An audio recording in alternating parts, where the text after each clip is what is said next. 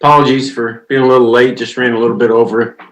Thanks for your patience, and we're reconvening to open session. Roll call, please. Okay, Councilmember Nierenheim. Here. Councilmember Lowenstein. Here. Councilmember Horvath. Here. Councilmember Gran. Here. Member MD.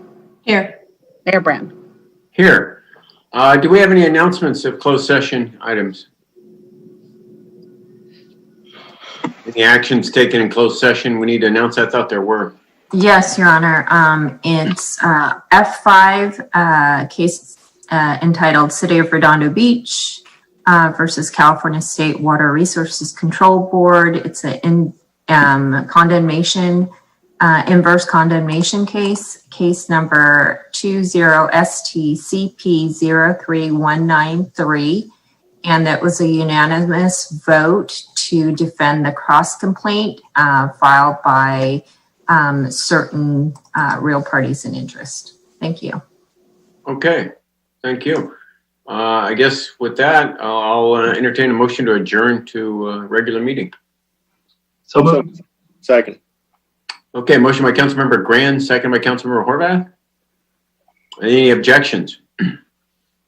Okay, so ordered. Now I'd like to call to order a regular meeting of the City Council. Roll call, please. Councilmember Nierenheim.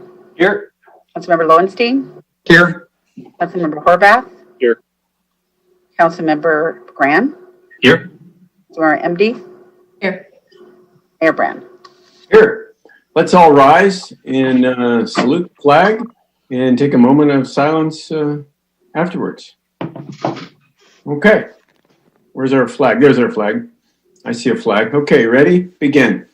I pledge allegiance to the flag of the United States of America, to the republic for which it stands, one nation, under God, indivisible, with liberty and justice for all.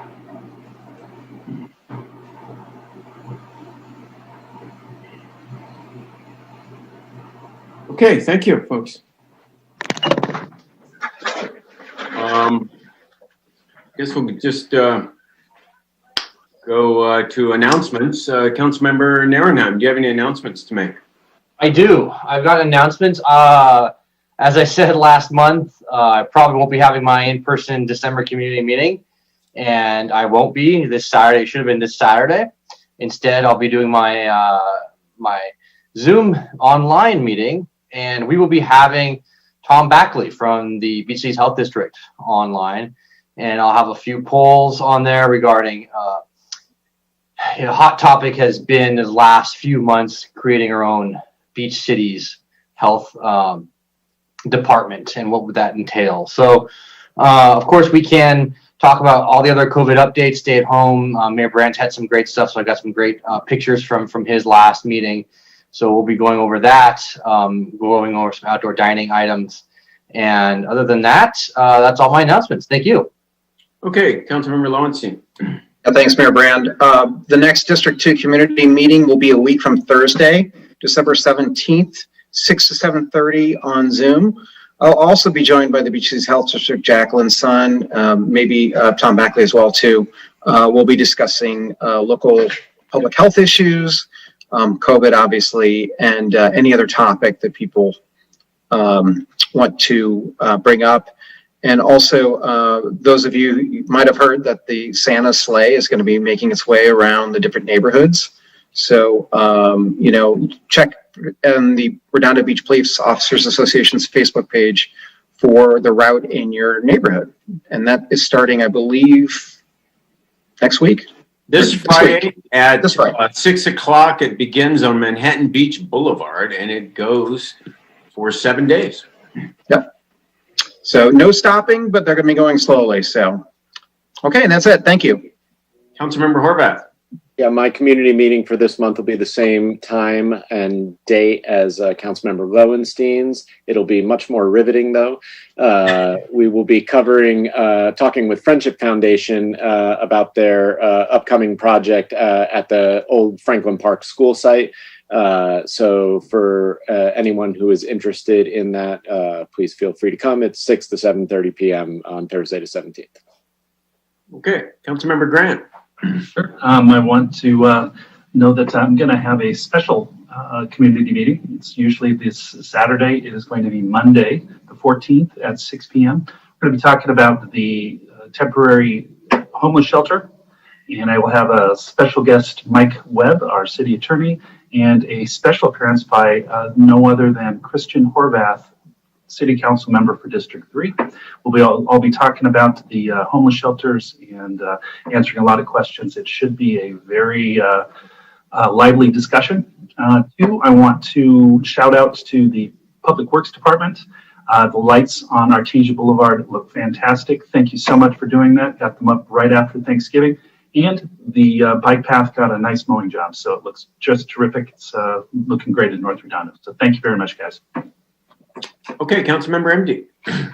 On back to the Santa with the police officers, I just want to remind everyone that they're volunteering.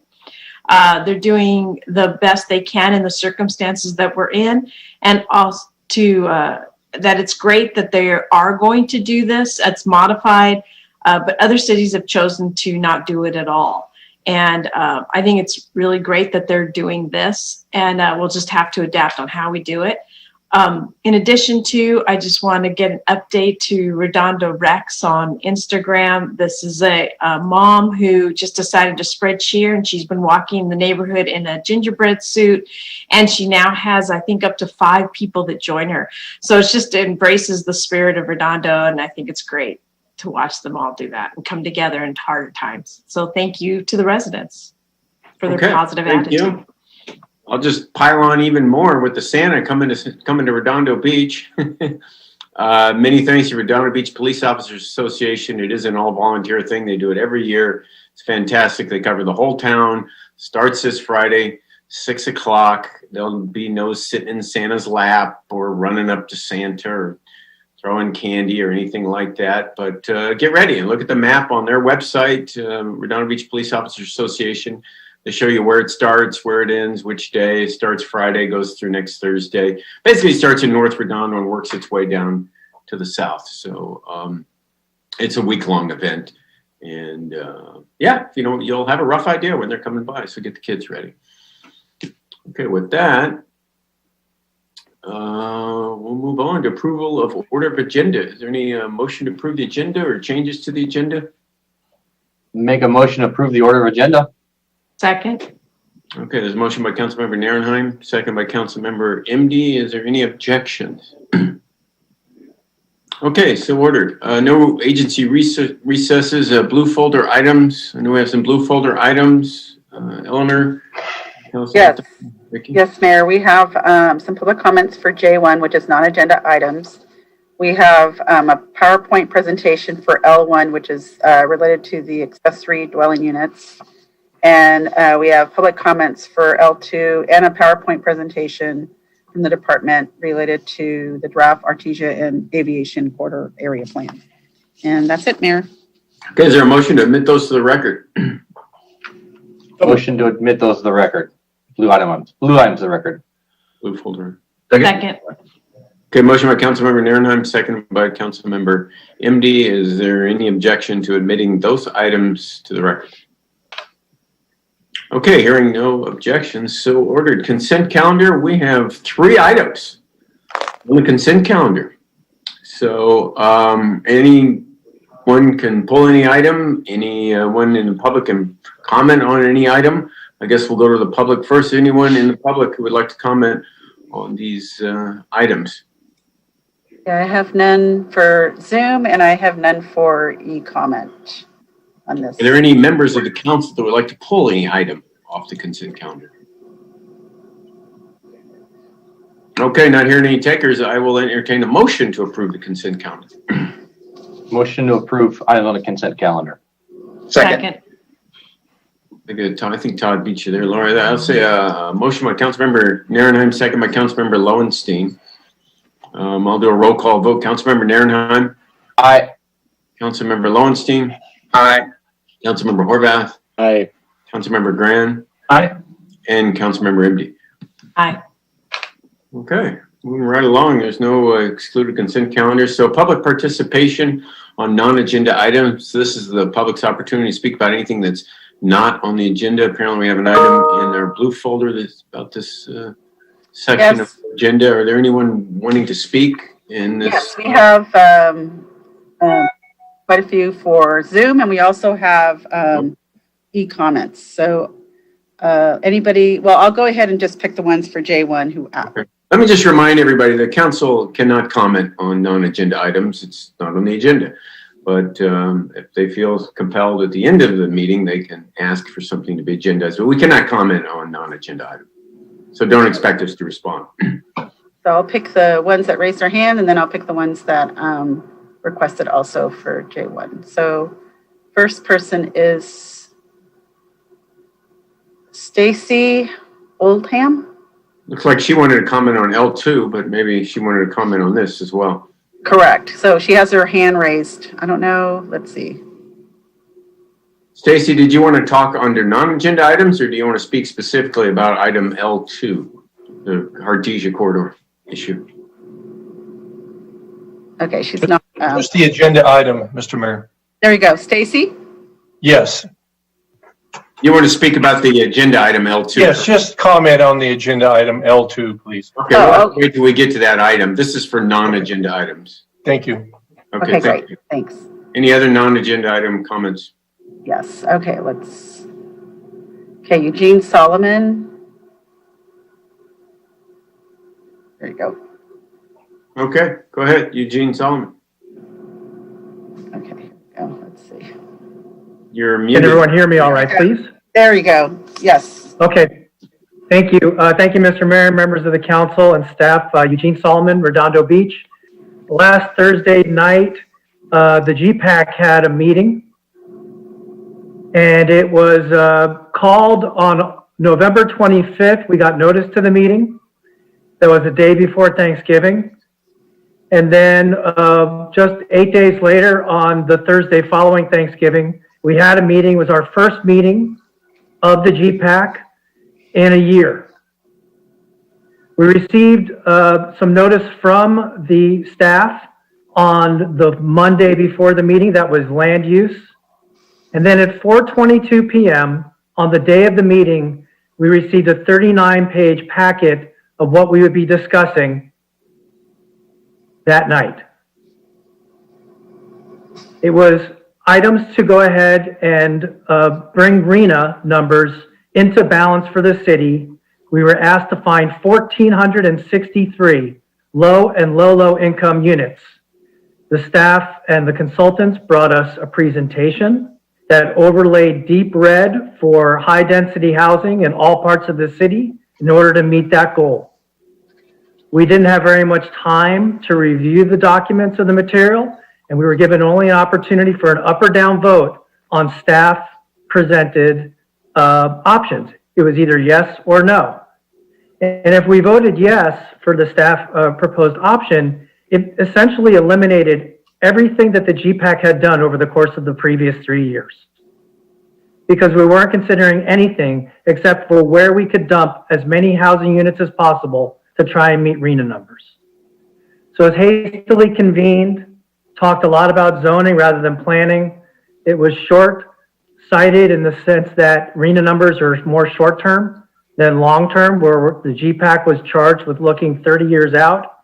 And this is going to be brought to you, and I would ask you consider the information and the votes that were taken that night with a grain of salt, considering the harried nature of the meeting, the fact that we received the information to be voted on only 2 hours before the meeting, and that essentially we're given little to no opportunity in just the one meeting to discuss how we were going to be overturning a lot of the things that we had brought to a consensus, all 27 of us, over the course of the previous few years.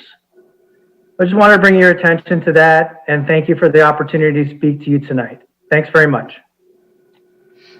Thank you. Who's next, Eleanor? Okay, Zaino Baji Jr. All right. Good evening, Mr. Mayor and City Council members. I'm Zaino Baji Jr. I'm a candidate for City Council District 4, and I'm so excited to run in this great city. I want to echo Mr. Solomon's concerns about what was presented to the GPAC, this requirement to build tons of residential housing in our city. Meanwhile, that those new residences are going to draw on our city resources. That's our fire department, our police department, our schools, and bring very little revenue to the city.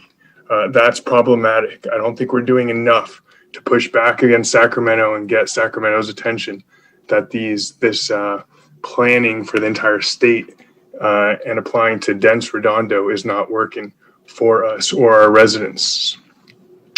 I also wanted to say that, Eugene reminds me of the last time he spoke to the city council. He called for the city council to reduce the city attorney's income by 10%. The city attorney in the city is paid $408,000 a year. Yes, he does hard work. He's got a lot of litigation to deal with, especially relative to the waterfront after the prior city council voted foolishly before that measure came up on the ballot. But at this time where the city's struggling financially, where we barely finally got the fire department a contract, y'all should have really taken up Mr. Solomon's recommendation, but instead you just shelved it. And that was a 10% savings to somebody who's earning 12th highest in this state, more than the president of the United States, I believe. So in any event, I've got a lot of great ideas for how we can improve Artesia, how we can improve our district, because nothing has happened over the last 4 years. And I look forward to speaking to y'all and serving the residents soon. Okay, the next person is Candace Nafisi. Hi, this is Candace Nafisi from Redondo Beach. I do want to echo the comments on the GPAC. As a commissioner of the GPAC, I feel really privileged to have worked alongside the members of varying differences to create a plan that really honors our beach and our quaint and beach town. The last GPAC was a slap in the face for the over 100 hours that I and my fellow commissioners have devoted to this meeting. As it was stated before, we got documents only 2 hours before the meeting. I don't know exactly why that happened. When I opened the document, it was probably 15 minutes before the meeting, because I do have responsibilities as a parent, as a wife, as a employee, so I didn't have a chance to open it. And once I opened it, to my surprise, it was a 40-page document full of numbers, full of information that could have been helpful to me reviewing prior to the meeting. For anyone to say that they reviewed that 40-page document in the 2 hours that she had sent it would be saying something untruthful, in my humble opinion. So I just want to ask the council, when this document comes to you, that you guys rethink this last meeting. I hope you review it on your own to see some of the comments that people were saying and questioning. I don't want the last 3 years to be a waste. And we worked really hard, and I'm really proud of how well we have worked together. And this last meeting, it just felt like it was just down the tube.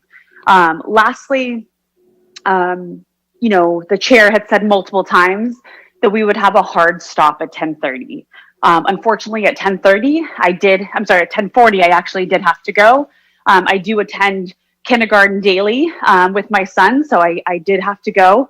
I left the call, and little did I find out from my fellow commissioner meetings that multiple votes had been taken after I left the call. This was I was just astounded when the chair said that we have a hard stop.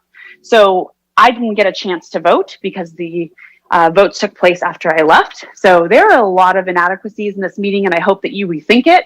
I hope that you give us an opportunity to come together again and really, give us a chance to really talk out some of these concerns, because what we did and what the majority of the members voted on, I do not think was a fair consensus to really what we were intending to do. Thank you for your time. Okay, thank you. Any other? Yes, comments? yes, Robert Gaddis. Mayor and City Council members, 6 of us, members of the General Plan Advisory Committee, have submitted to you a letter today asking the City Council and Planning Commission to disregard the RENA and SB 330 density increases recommended by the GPAC from our meeting this past Thursday, as Candace and Eugene Solomon have referred to. As you know, the General Plan Advisory Committee, the GPAC, was formed and appointed by you over 2 years ago to update the city's general plan from the plan most recently adopted in 1992. The GPAC was appointed to consider the best course of the mix of zoning and land usage that will position the city to thrive as a healthy, sustainable, and livable community, with guidelines built to service for perhaps the next 30 years and beyond. The GPAC is meant to be a deliberative body for consensus building among a large group of volunteer residents from a variety of backgrounds who have devoted as much as 100 hours to the task of forming a vision for Redondo Beach's future. In executing this mission, we've had 21 meetings in which we carefully considered the ramifications of many proposed changes from the current zoning for nearly every part of the city. We discussed and negotiated both changes and maintaining the status quo, all with public input, engagement, and notification as we proceeded. These decisions impact everyone who lives in Redondo Beach or works here or visits here, and all those in the future. It is in the spirit of the importance of this mission that we believe the City Council and Planning Commission should reject the results of the recent GPAC meeting. In this hastily convened meeting, members were suddenly confronted by city staff and outside consultants with a set of forced up or down votes that effectively nullified important land use and zoning decisions that the GPAC carefully crafted over a year ago. In the place of GPAC's well-considered planning decisions, zoning for thousands of additional housing units was overlaid onto areas of the city. The meeting was hastily constructed under a manufactured urgency, causing significant flaws in the meeting process and outcome.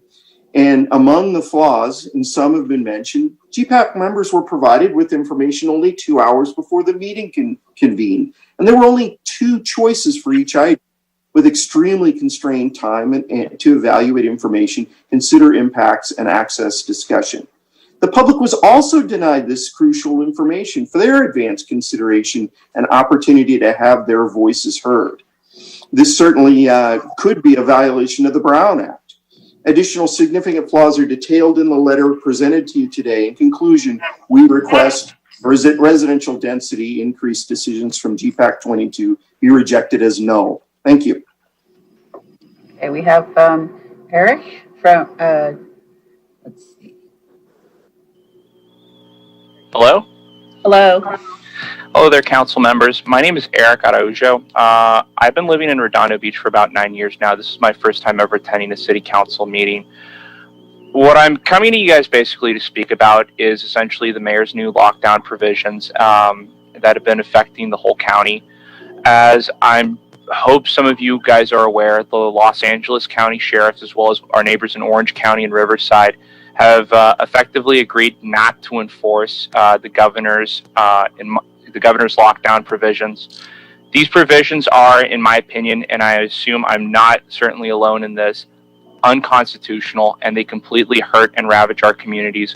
There was a store right outside my house, I believe it was called Urban Outfitters Clothes, that shut down as a result of this lockdown, as well as several other businesses. I've just basically come here to ask you guys and the mayor to think of propositions or legislation that you guys could do to not abide by these unconstitutional lockdown provisions. I know the governor's threatened to pull funding from counties and cities that do not do this, but I think that is a false threat.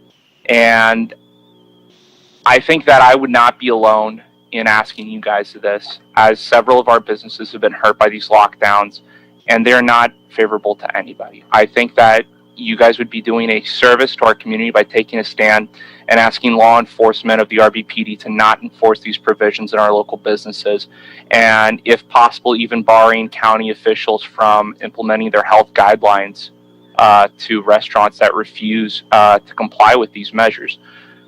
That's all that I have to say. And if I have to collect signatures and do a petition on this, I'm more than willing to do it. But like I said, this is my first time attending one of these meetings. I just thought I'd give my 5 cents out there. Thank you. Okay, so now we have e-comments. Go ahead, Vicki. Okay, first comment is submitted by Matthew Zaro. As a community member of the South Bay, I join with Street Watch LA in calling on the city of Redondo Beach to provide its unhoused residents with access to warm showers and 24-hour access to restrooms. This is a very low standard. All humans need to stay clean and go to the bathroom. Making these services available to unhoused people not only helps them meet these human needs, but also sends a message to them that their community cares about them. Both help people get off the streets. Redondo Beach officials like Mike Webb love to pat themselves on the backs about how great the city of Redondo Beach does, helping its unhoused neighbors. But when a community is failing to provide the basics for members in the community, it is not doing great. If the city has over $77,000 for an unnecessary fence, it should be able to produce these basic and necessary services. Thank you for your time, Matt Zaro. From Emily Broussard Wilson, I am a resident of the South Bay area, Manhattan Beach, and I would like to ask the City Council to provide showers and 24-hour restroom access for their unhoused residents near the pier. These are basic hygiene resources that the city could easily provide. The people experiencing homelessness in the city of Redondo Beach deserve the same amount of access, safety, and respect as anyone else, especially during this time when this population has already experienced a severe decline in available resources and is at high risk of contracting the virus. Thank you. Also submitted by Nicholas Lyon. As a resident of the South Bay, I implore the city of Redondo to provide warm showers and 24-hour restroom access for unhoused residents near the pier. This is basic hygiene that is immoral to withhold from anyone.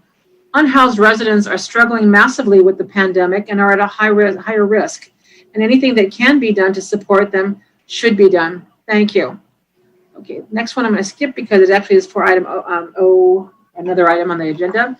Okay, submitted by Joe Gamache. Houseless neighbors living by the pier are in dire need of easy access to warm showers and bathrooms after the park and beach close. The city of Redondo Beach can very easily provide these basic services, and considering the alarming rate at which COVID cases are spiking in the area, it is quite literally a matter of life and death for the most vulnerable, at-risk members of the community. But the city does everything within its power to make their living space clean and habitable, and do it immediately. Being deprived of the basic dignity of secure housing and hygiene is cruel enough, even under the best of circumstances, but during a deadly pandemic, it's nothing less than inhuman. The city of Redondo must do better for its houseless constituents and do it now. Submitted by Jamie Buell. Hello, I am a lifelong resident of Redondo Beach, and I'm writing to voice support for keeping beach and park restrooms open for our unhoused community members. COVID-19 has been incredibly dangerous for those who are already at risk, such as people experiencing homelessness. There are 0 shelters in the South Bay where unhoused people can turn to, so the very least Redondo Beach can do as a city is provide warm showers and 24-hour restroom access. Access to a restroom and shower is basic human hygiene, and whether housed or not, all community members should have access to. Furthermore, barring unhoused people from restroom access often leaves them with no other option than to relieve themselves in less than ideal circumstances, such as in public, sometimes upsetting other community members and resulting in citations from RBPD, who are no strangers to criminalizing our unhoused population. Restricting at-risk and disenfranchised individuals from public utilities will further perpetuate the cycle of criminalization that they are placed in by our governing systems, and only disenfranchise at-risk individuals even more. I urge Redondo Beach City Council to keep park and beach restrooms available 24/7 and provide unhoused community members with access to warm showers. Submitted by Lysistrata Karch-Coer. I'm a longtime resident of Redondo Beach, writing to encourage the council to do what they can to provide our unhoused neighbors with access to warm showers and 24-hour restrooms by the pier. Submitted by Sarah Klenau. Dear City Council, as a resident of Redondo Beach, I'm writing to ask the council to provide basic hygiene services that are accessible to the unhoused folks living near the pier. I've heard firsthand from unhoused folks near the pier and Veterans Park that they do not have access to warm showers or restrooms after the park and beach restrooms are closed for the evening. Staying clean and using the restroom are basic human necessities that everyone should be able to safely and reasonably access. These are basic services, but I believe it would go a long way with building trust with the unhoused community and demonstrate the city's commitment to helping and listening to its unhoused residents. Thank you. The last comment is submitted by Sam Klonda. Dear council members, I'm a resident of Redondo Beach and I strongly urge you to provide consistent access to warm showers for my unhoused friends who live near the Redondo Beach Pier. This, along with 24-hour restroom access, is what these residents are constantly in dire need of. Hot showers provide a sense of dignity, and with COVID-19 cases growing rapidly in Los Angeles County, I find it immoral to keep people from accessing these resources that meet basic hygiene needs. It is literally a matter of life and death. Obviously, the urge to use the restroom does not stop at 9 p.m. when most public bathrooms in Redondo Beach are closed. Please allow 24-hour access to bathrooms, whether that means keeping pier and park restrooms open or providing portable toilets. Lastly, I ask, when making decisions for the city, please remember that unhoused folks are also residents of Redondo Beach who need their basic needs met just like anyone else. And I'm going to refresh my screen just to make sure we don't have another one submitted. No, that completes comments. Thank you. Okay, thank you, Vicki. Thank you, Eleanor.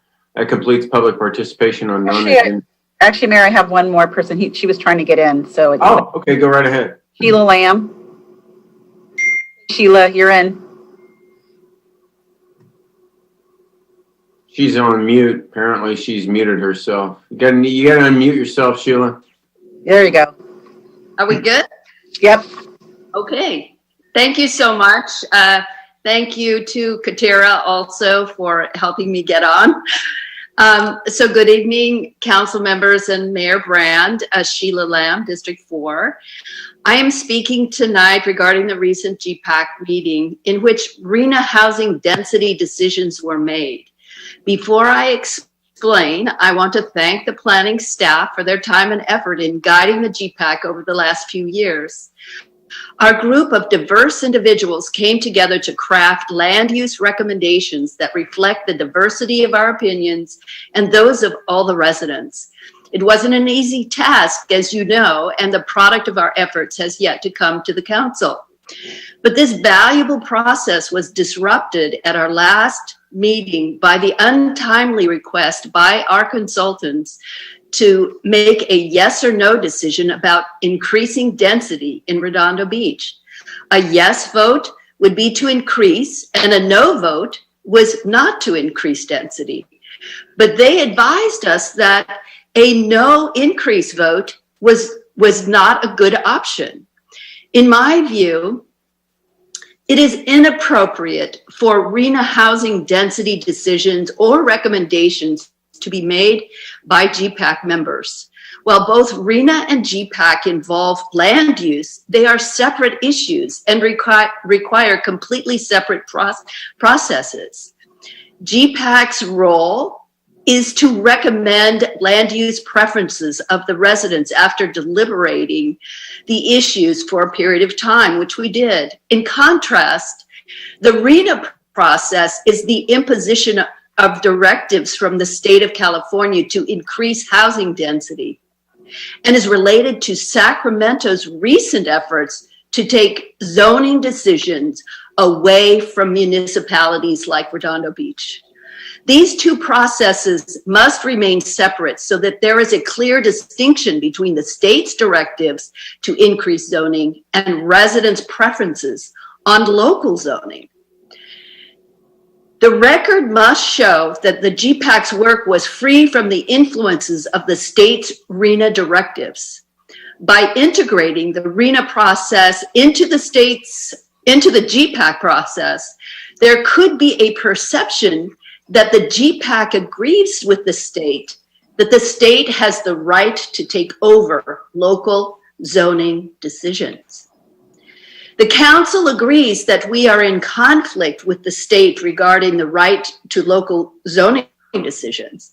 One action you could take is to ensure that the GPAC's recommendations on land land use are clearly free from the state's directives to increase density in Redondo Beach.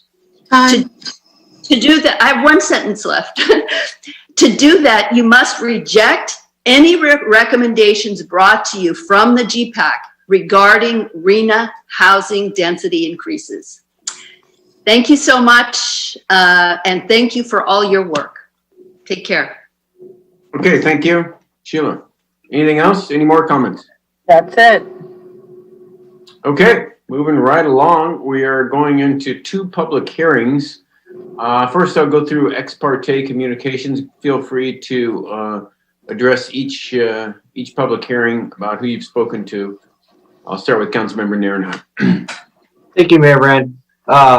For the ADU, I've talked to staff, I've talked to members of the public, and for the other aviation RTD corridor plan, I've talked to the Councilmember Lowenstein, as well as some members of staff and the public. Okay, Councilmember Lowenstein. On L1, I have talked to the public. On L2, I've talked to Councilmember Nierenheim and staff. Okay, Councilmember Horvath. L1, I've spoken to staff more in generalized terms, not necessarily specific to the LCP. And L2, again, staff and residents. Okay, Councilmember Grant.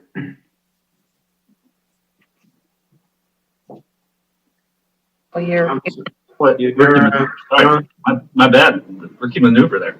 L1, no one really.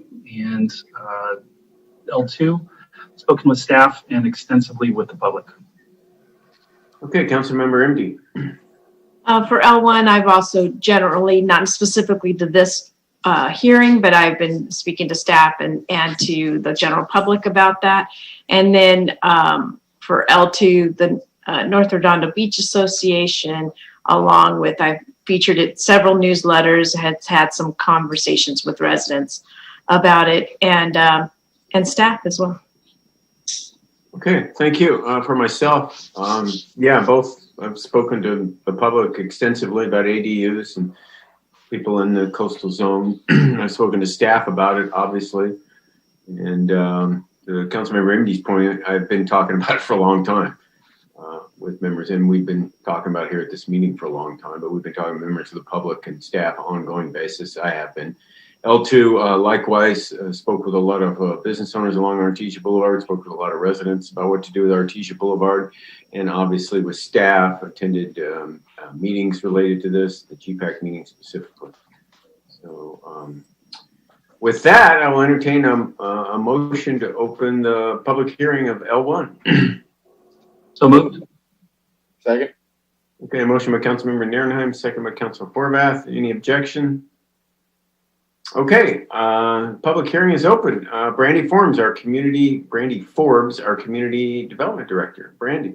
Great, thank you. I'm going to share my screen for the presentation, and this is the presentation that was in the blue folder. Okay. Let me know. Can you see that? Yes, you could expand it a little bit if you can, but we see it. Let's see. It's fine. Okay. So this presentation is regarding the ordinance amendments for the accessory dwelling units, or ADUs. If you recall, we had initially discussed the latest state legislation regarding ADUs briefly at our council meeting back in January of this year. Community development staff had worked with the city attorney's office to have the ordinances prepared this spring with some limitations on virtual meetings and public input when COVID hit. We postponed introducing these until this fall, when we had more robust option for public participation. The ADU ordinances went before the Planning Commission at their September meeting, and the City Council introduced the ordinances at the October 6th meeting.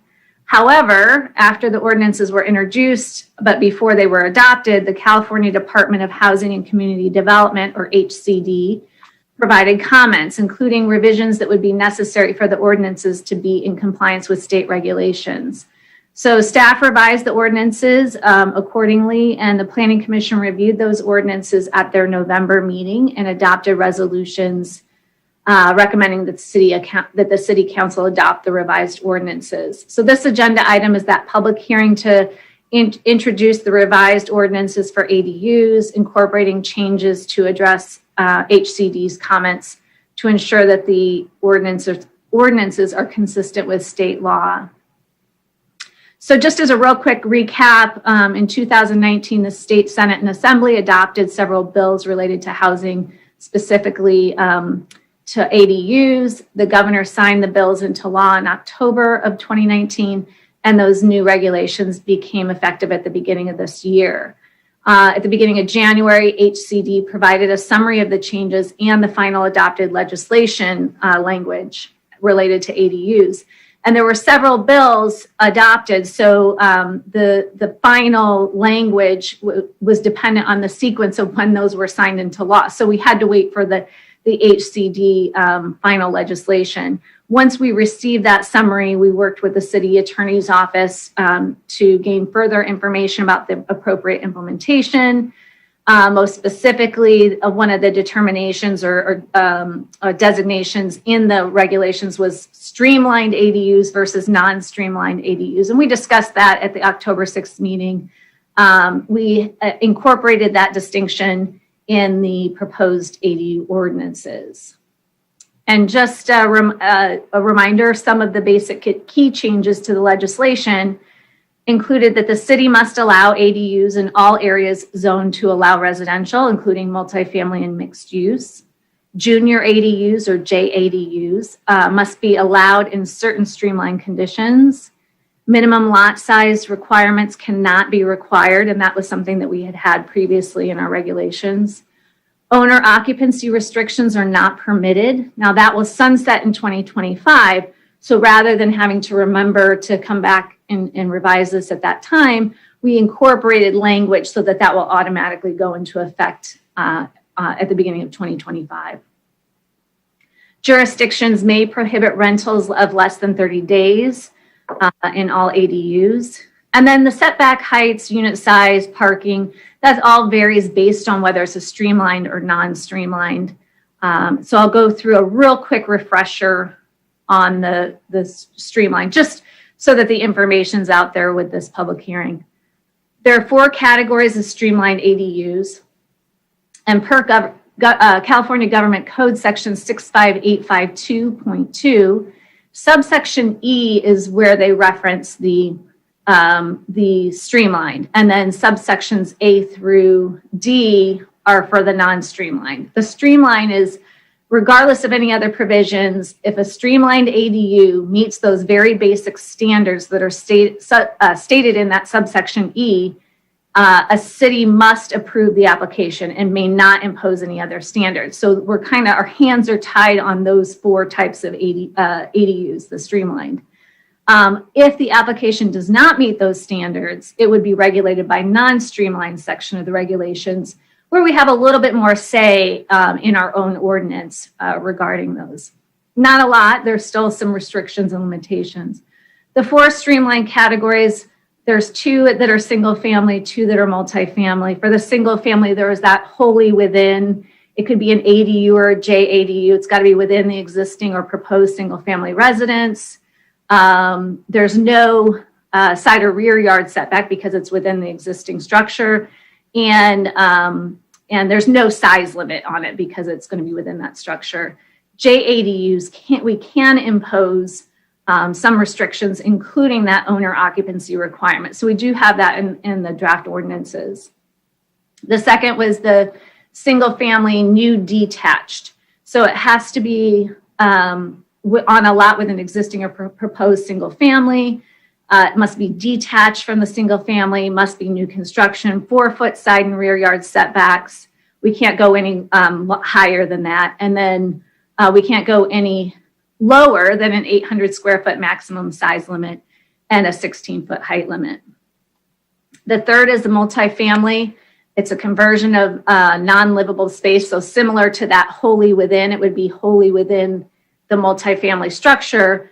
However, it can only be a conversion of non-livable space, such as storage rooms, boiler rooms, basements, garages, and no ADU size limit can be imposed for this category. For this category, you must allow at least one ADU and up to 25% of the existing number of units. So this is kind of the big hit, but they do have to meet all of those qualifiers to get that streamlined.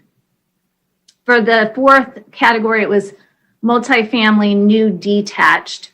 Similarly, it's got to be detached from the existing multifamily structure.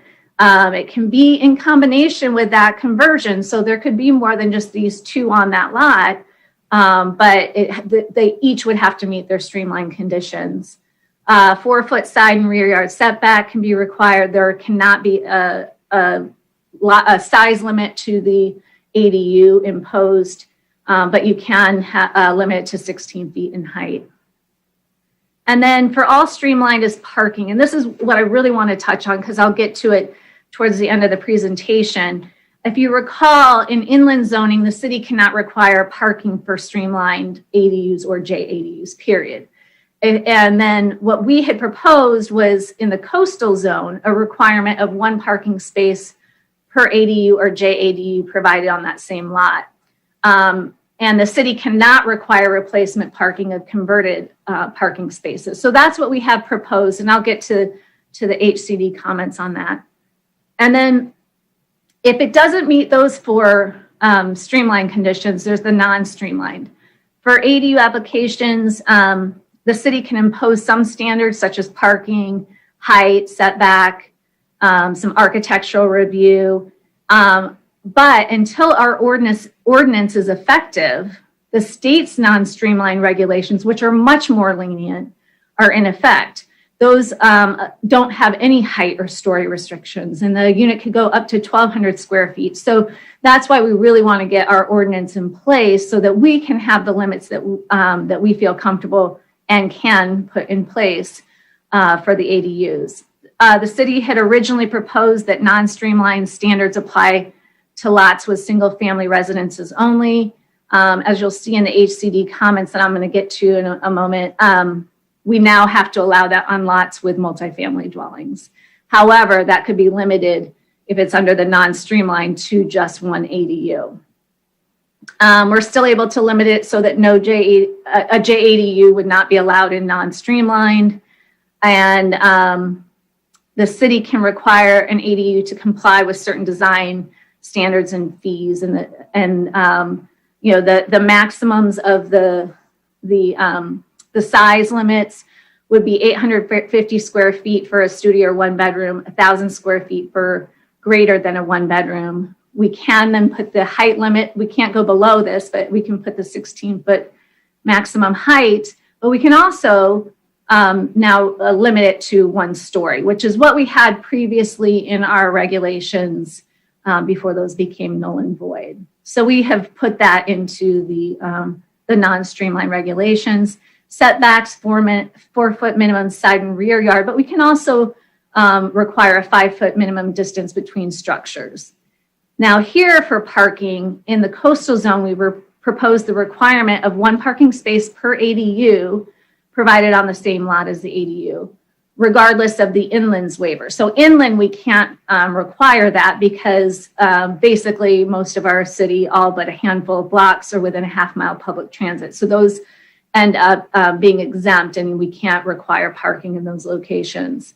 The city has proposed the requirement of 1 replacement space for a garage or carport demolition, or 1-for-1 replacement for the demolition of a garage or carport or conversion in the coastal zone, but we can't do that in the inland.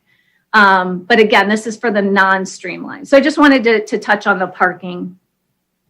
I'm going to go through here kind of a little bit of the timeline.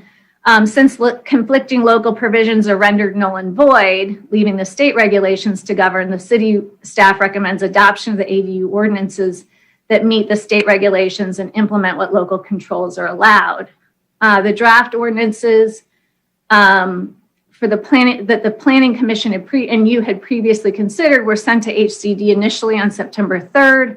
again on September 24th in advance of the City Council's public hearing. But at the September 17th Planning Commission meeting, the Planning Commission recommended adoption. Council introduced those ordinances on October 6th, and then HCD provided comments. So it was after the introduction, but before they had been adopted. HCD provided comments on October 12th. I confirmed with them that that's their complete review, and they said only, unless any revisions, they would look at those as well. So we submitted our proposed revisions on October 21st. They had a few additional clarifications on October 30th. So we incorporated those final revisions, got this to the Planning Commission for their November 19th meeting, and the Planning Commission adopted resolutions to recommend that the City Council adopt the ordinances so that they're in compliance with the state regulations. So I'm going to go through the HCD comments. I know this is in your staff report, but just so you know what they commented on. So HCD commented that an ADU or JADU must be allowed on a lot with a proposed or existing multifamily structure. So we revised the definition of accessory dwelling unit to incorporate that. This is in the city's draft ordinances before had only allowed a non-streamlined ADU on a lot with an existing or proposed single family. So we had to address that. So we added that standard to the non-streamlined, but then we also added language to clarify that the non-streamlined is for only one ADU per lot. And so that compared to that streamlined where there were multiple numbers of ADUs. And then we also wanted to address any concerns of an applicant trying to take advantage of both streamlined and non-streamlined, taking two bites at the apple on the same lot. So we added language that if an ADU is constructed under non-streamlined on a site, an applicant cannot come back and then now apply for streamlined units. So it really has that limitation, and we put that in there. And it's already the reverse language is already in the ordinances for if somebody came in with streamlined and then wanted to apply for an ADU and under non-streamlined. So the next was HCD commented that the action has to be taken within 60 days, and it's generally limited to approval or denial, where we had drafted ordinances that noted corrections through plan check as a possibility. They said that no, it really needs to have the approval or denial. So what we put was that it needs to be a code compliant application, which is a requirement that it does have to meet code. And then HCD noted that even if the ADU is reviewed at the same time as a proposed single family dwelling under streamlined, the ADU procedures must still be applied. So the applicant can't be forced to wait for the final determination on their ADU until after the single family is approved. So we made that adjustment. For the next comments, HCD commented that as long as subleases are for a period of longer than 30 days, they can be allowed. And it was just a where we had put or sublease. We actually inadvertently had prohibited subleases in all circumstances. So we just made that correction. And then HCD pointed out that the municipality cannot prohibit an ADU or JADU on a lot with an existing guest dwelling unless that term, guest dwelling, had the same meaning as an ADU. And it didn't, because guest dwellings don't have kitchen facilities. So we had to remove that limitation from our ordinances.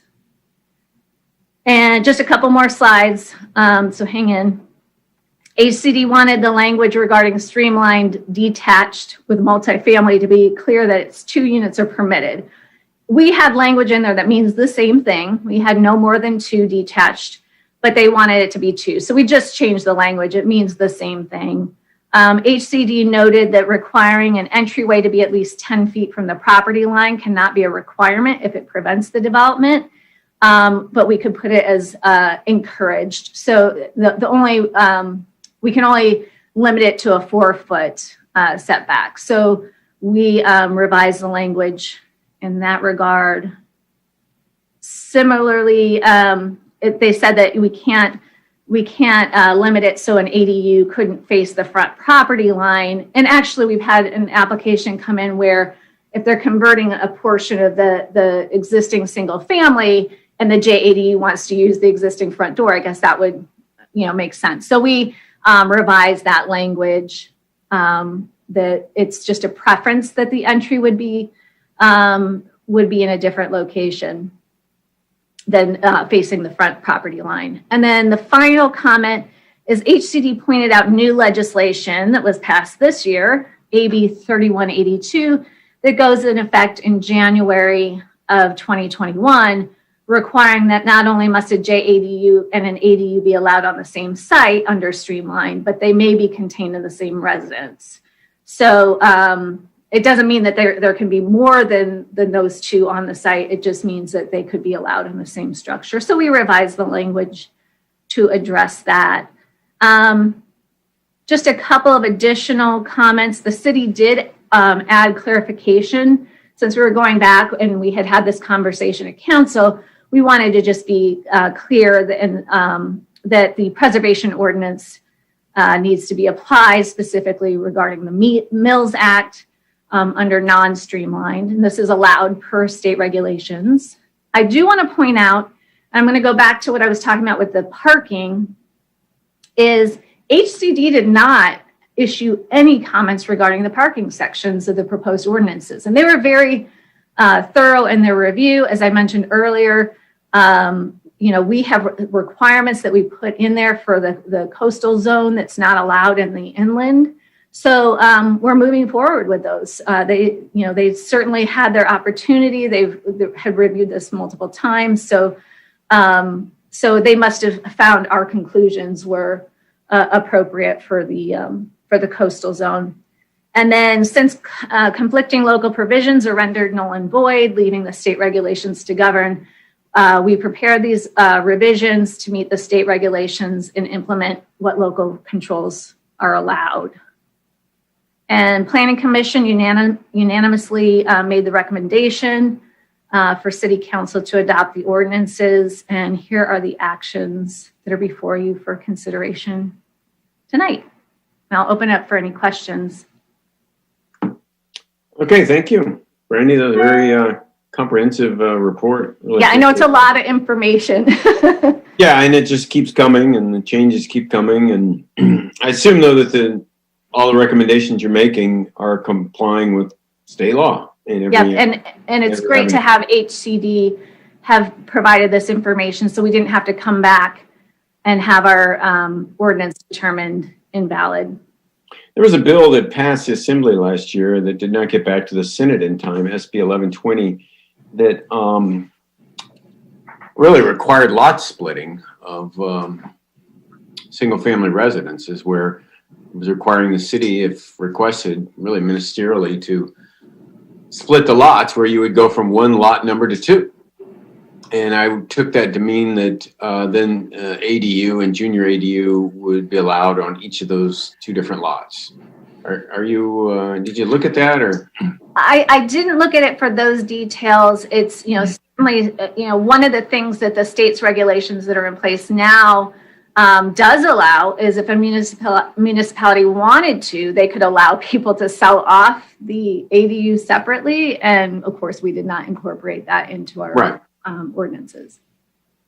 Well, and there's more bills coming next year. Yeah. So it just continues. So there's a lot of elected officials up and down the state, local elected officials, of course, that are again looking at a constitutional amendment to make zoning and land use municipal affairs. So we'll see how that pans out. That wouldn't be on the ballot till 2022, but that's gaining momentum.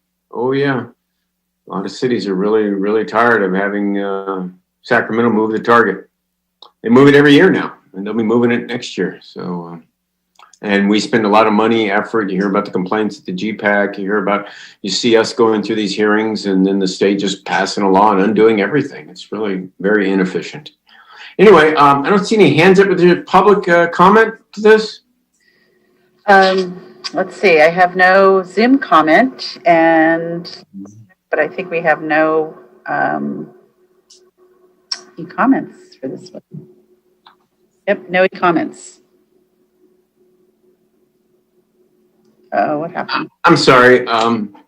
Brandy, review your recommendations to us again, please. Oh, yeah, let me go ahead and share that.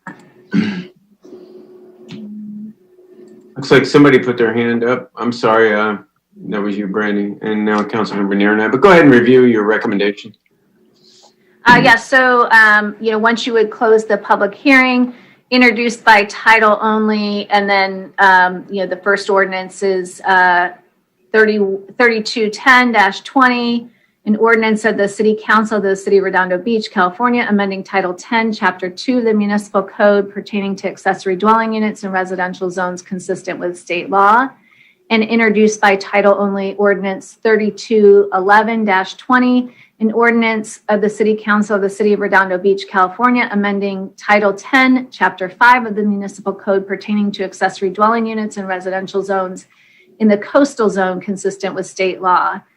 And then there's the adoption by title only resolution number CC-2012-094, a resolution of the City Council of the City of Redondo Beach, California, requesting certification by the California Coastal Commission of amendments to the Coastal Land Use Plan Implementation Ordinance, Title 10, Chapter 5 of the Municipal Code, and requesting review of the amendments by the State Department of Housing and Urban Development pertaining to accessory dwelling units consistent with the state law, which is intended to be carried out in a manner fully in conformity with the Coastal Act, and providing that the amendments to the city's local coastal program will take effect automatically upon Coastal Commission approval pursuant to Public Resources Code Section 30514 and Title 14, Section 13551 of the California Code of Regulations. Thank you. I might have missed it. Are these increases in allowances of ADUs affecting our arena numbers? They actually, we are going to be able to utilize a portion of them towards it. It's not like, oh, well, here's the, everybody could do an ADU so we can count all of those. Instead, we have to look at what has been our past few years of applications. We could probably bump that up a little bit. And we have done a survey each year of the affordability. So we know what percentage of those could be counted towards affordable units. So we can then extrapolate that out to the 8-year time frame. So you're saying that HCD is going to allow that, or is it your idea, or you've talked to them about this? HCD is allowing that. That's how they're allowing it. Mm-hmm. But based on past. Yeah, it's not like you could say, well, everybody could do an ADU, so let's count all the dwelling units in town. I mean. But that's kind of the same thing you're doing with the zoning. If you allow the zoning, HCD pushes back and says, well, you get the zoning for it. It doesn't mean it's going to happen. So. Right. Okay. But they are allowing it, and this is the framework in which they're allowing it. Right. Okay. Councilmember Nierna. Thank you, Mayor Brand. So that was a big document. Thank you for doing all that. And going back to Planning Commission, I talked to a lot of planning commissioners on that. I wanted to make sure, I'm sure there are some people in the works going through this process right now that we'll be able to get them, if they're in the planning stage and far enough, we can get them to be okay by the time we take this in effect on January 12th, 2021. Yes, we actually, we have 2 applications that are in the process that would meet the state regulations, but not our ordinance. And they put a lot of effort. We went through this conversation a year and a half ago when we were adopting our ordinance then. And it's not like there's a mad rush, but these applications, we want to make sure that they can get their, the engineering. They're now into the building division. So it's not as if they're just starting and sketching something out. They're really in that process and have put a lot into it. So rather than adopt the inland next week, I'm proposing that we adopt that at the same time as the coastal on January 12th. And then it becomes effective, the inland becomes effective 30 days later. That way it allows them to get through the process. We have a week and a half of, closure, for the holidays, and with the the stay-at-home orders, just, how we want to make sure people have that ability to access their professionals to get the information in and not have to miss out because of a few days of time that it took to get their materials together. Okay, thank you. Yeah. Good. Glad to hear that, and glad we're moving on this. Thank you for doing all the work that you guys need to do on this. So I'll make a motion to close the public hearing. Okay, is there a second? Second. Okay, a motion and a second to close the public hearing. Any objection from anyone? Okay, public hearing is closed. I'll entertain a motion. I will entertain I will create a motion to introduce ordinances 3206-20 and 3207-20 by title only and adopt resolution CC-2010-072 by title only as well. Does that cover everything, Brandy? Yeah. No, they're the wrong numbers. Oh, why don't you just adopt staff recommendation? Okay, I'll adopt staff recommendations then. Okay, going through all the numbers. Yeah. Is there a second? Second. Okay, there's a motion and a second to adopt the staff recommendation. Not seeing any hands up. I'll take a roll call vote. Councilmember Narenheim? Aye. Councilmember Lowenstein? Aye. Councilmember Horvath? Aye. Councilmember Grand? Aye. And Councilmember MD? Aye. Okay. Okay. You gotta read something there, Eleanor? Yes. Introduced by title only ordinance number 3210-20 and ordinance of the City Council City of Redondo Beach, California, amending Title 10, Chapter 2 of the Municipal Code pertaining to accessory dwelling units in residential zones consistent with state law for introduction and first reading. Introduction by title only ordinance number 3211-20 and ordinance of the City Council City of Redondo Beach, California, amending Title 10, Chapter 5 of the Municipal Code pertaining to accessory dwelling units in residential zones in the coastal zone consistent with the state law for introduction and first reading. Adopt by title only resolution number CC-2012-094, a resolution of City Council City of Redondo Beach, California, requesting certification by the California Coastal Commission of amendments to the Coastal Land Use Plan Implementation Ordinance Title 10, Chapter 5 of the Municipal Code, and requesting review of the amendments by the State Department of Housing and Urban Development pertaining to accessory dwelling units consistent with state law, which is intended to be carried out in a manner fully in conformity with the Coastal Act, and providing that the amendments to the city's local coastal program will take effect automatically upon Coastal Commission approval pursuant to Public Resources Code Section 30514 and Title 14, Section 313551 of California Code of Regulations. Thank you, Mayor. Okay, thank you, Eleanor. On to item L2. I will entertain a motion to open this public hearing. So moved. Second. Okay, motion by Councilmember Horvath, second by Councilmember MD. Are there any objections to opening this public hearing? Okay, so ordered. Brandy. Thank you. I'm going to rest my voice for a few minutes and turn it over to John Scully, our planning manager. He's going to give a follow-up presentation, so he's not repeating, the presentation from when the hearing started, but continuing on. So I'll turn it over to you, Sean.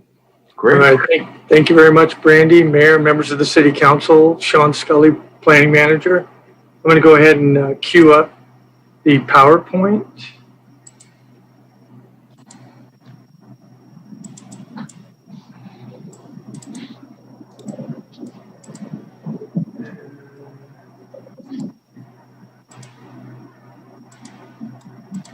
Okay.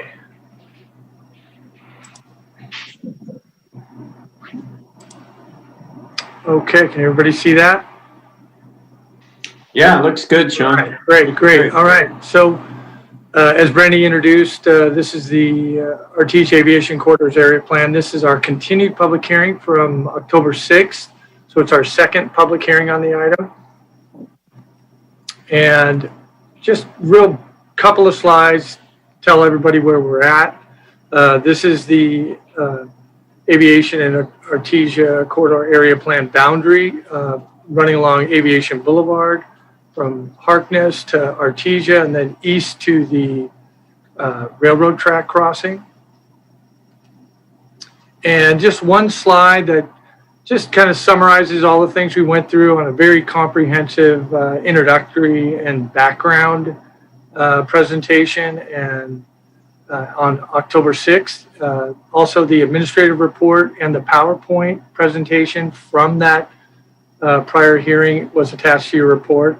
We went through the City Council's initial actions authorizing the ACAP, went through a really comprehensive introduction and background that included why study the corridors, the purpose of the ACAP, really summarized the community engagement process, a lot of the technical studies that we did in support of the ACAP, identified the challenges of the corridor.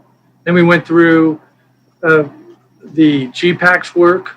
They had multiple meetings on the ACAP, and then the Planning Commission's work as well. They had 3 public hearings on the item this past summer. And really in the presentation and the report, we focused on the key concepts and recommendations within the ACAP. Chapter 3, placemaking, Chapter 4, mobility, and then Chapter 6, the implementation measures, which really served to be as the script for the revitalization of the corridors. In the implementation chapter of the ACAP, we talked about how the council and staff could use the plan going forward, specifically with the midterm and long-term goals and programs in the strategic planning process and the annual budget review process.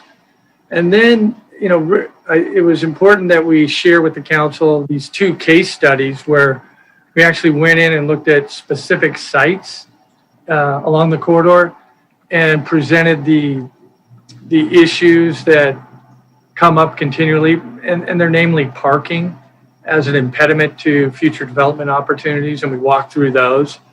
And then we went through, the next steps and staff's recommendation.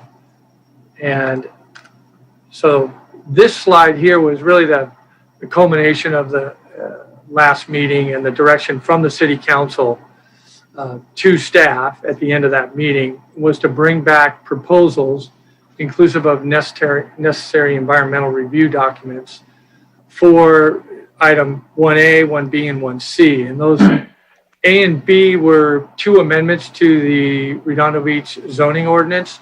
One, to activate the ACAP. That would essentially require future development within the ACAP area to be consistent with the intent of the ACAP, similar to how we handle our residential design guidelines. We reference in the zoning ordinance that projects have to be compliant with the intentions of the residential design guidelines. And then we had a more specific amendment, item 1B, where we wanted to, or that City Council is directed us to bring a proposal back to remove the restrictions limiting offices, including medical offices, that are within the C2PD zoning regulations. Essentially, office uses are limited to second floor and behind retail and service uses on the ground floor. And we have a proposal that we brought back that would remove that restriction.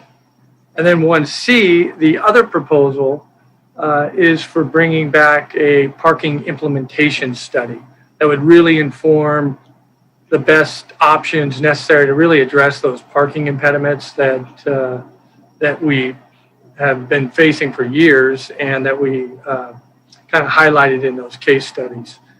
And then additionally, the City Council directed city staff to provide some examples of other successful main streets and arts districts. And so there's a couple of reports that document the research staff did that highlighted other examples from other jurisdictions. I think staff looked at 9 different jurisdictions. So the first couple of slides here, or the next couple of slides, are really just summaries of the proposals that were attached to your staff report or to the administrative report. The first proposal is the proposal to activate the ACAP and remove the restrictions on office in the C2PD zone. And the schedule for that, the Community Development Department would work with the City Attorney's Office and actually crafting and drafting the amendments to the city zoning ordinance for those two items. The environmental review process and public hearings, staff in the city attorney's office, that would take about 4 months, we estimate. And then the environmental review process and public hearings after that would take approximately 9 months with a total estimated time of 1 year. The cost for that proposal to activate and remove restrictions on office is estimated to be $53,491. The second proposal is the little more extensive proposal for the parking implementation study with associated CEQA documentation.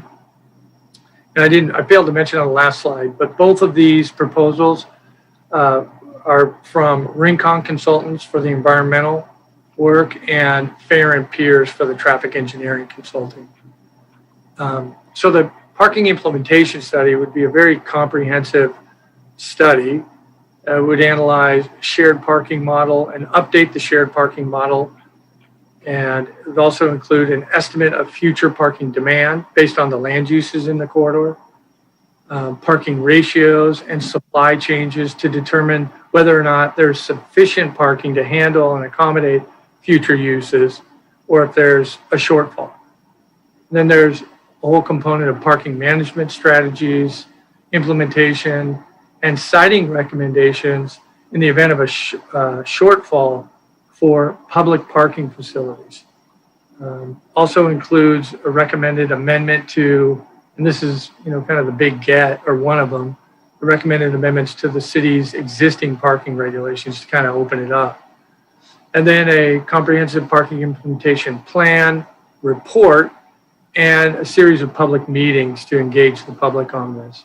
I think Fair and Pierce incorporated 4 public hearings or 4 meetings that they would attend to engage the public on this. The total schedule, estimated time to complete the parking implementation study, implement recommended amendments, and inclusive of the environmental review and public engagement and hearing process would be approximately 1 year. The estimated cost for this scope of work is $122,101. So the next number of slides are just these 3 highlighted summaries of the case studies for 3 of the 9 jurisdictions that we looked at. So I'll run through first the Wynwood Arts District, then 2nd Street in Long Beach, and the Novo Arts District in Boulder, Colorado. And I should mention also, as part of the parking parking implementation study, we were going to take, and Fair and Pierce was incorporating, looking at a lot of other jurisdictions as well to see how we can incorporate some of the strategies that have been successful in dealing with similar parking situations. So this first case study is the Wynwood Art District in Miami, Florida. I think Councilmember Lowenstein had mentioned this one at that last meeting. So this is Wynwood.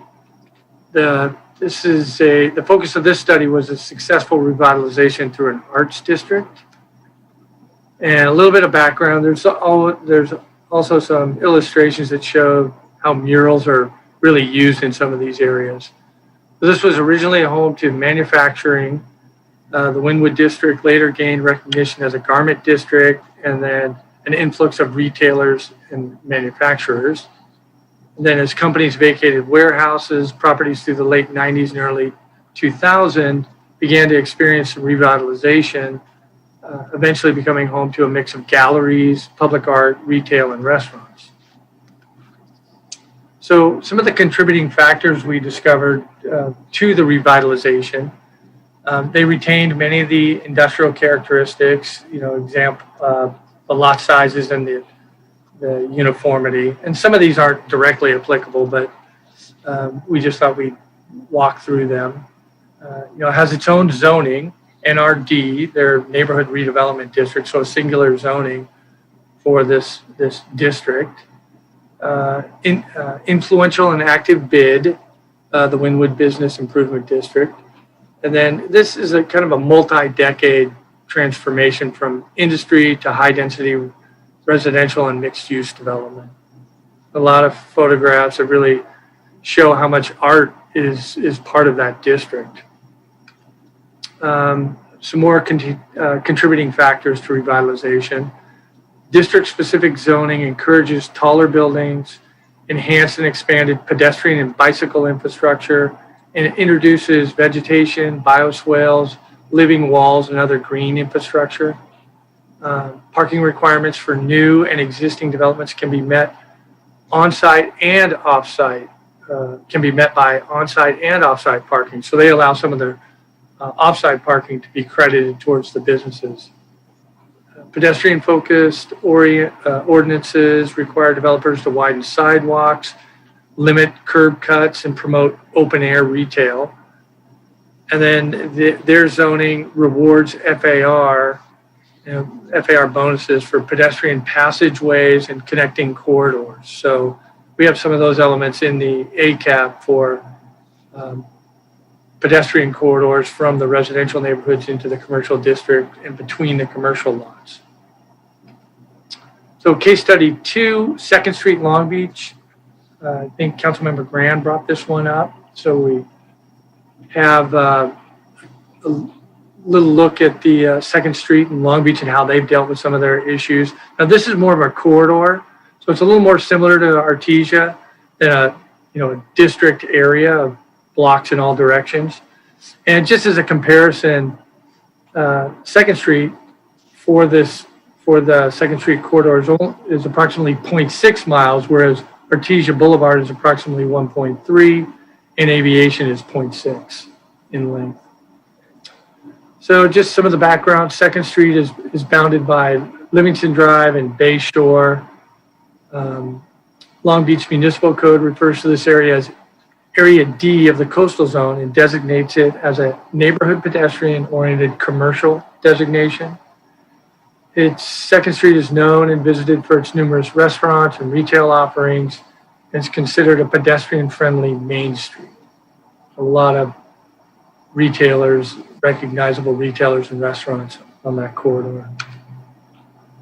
So parking constraints, it was a big issue, obviously, for that district. Very small lots, similar to Artesia, and not a lot of parking. So the development along 2nd Street stalled around 2018 as parking requirements were too restrictive. So today their parking requirements for development along and adjacent to 2nd Street are 50% of the city's general parking requirement. They also allow tandem parking. Sit-down restaurants are, actually exempt from the 50% reduction. However, they still benefit with flexible parking requirements that allow off-site within 600 feet. They also have in-lieu fees and shared parking via signed affidavit, and really strong legal non-conforming privileges. Wait, hold on, back up.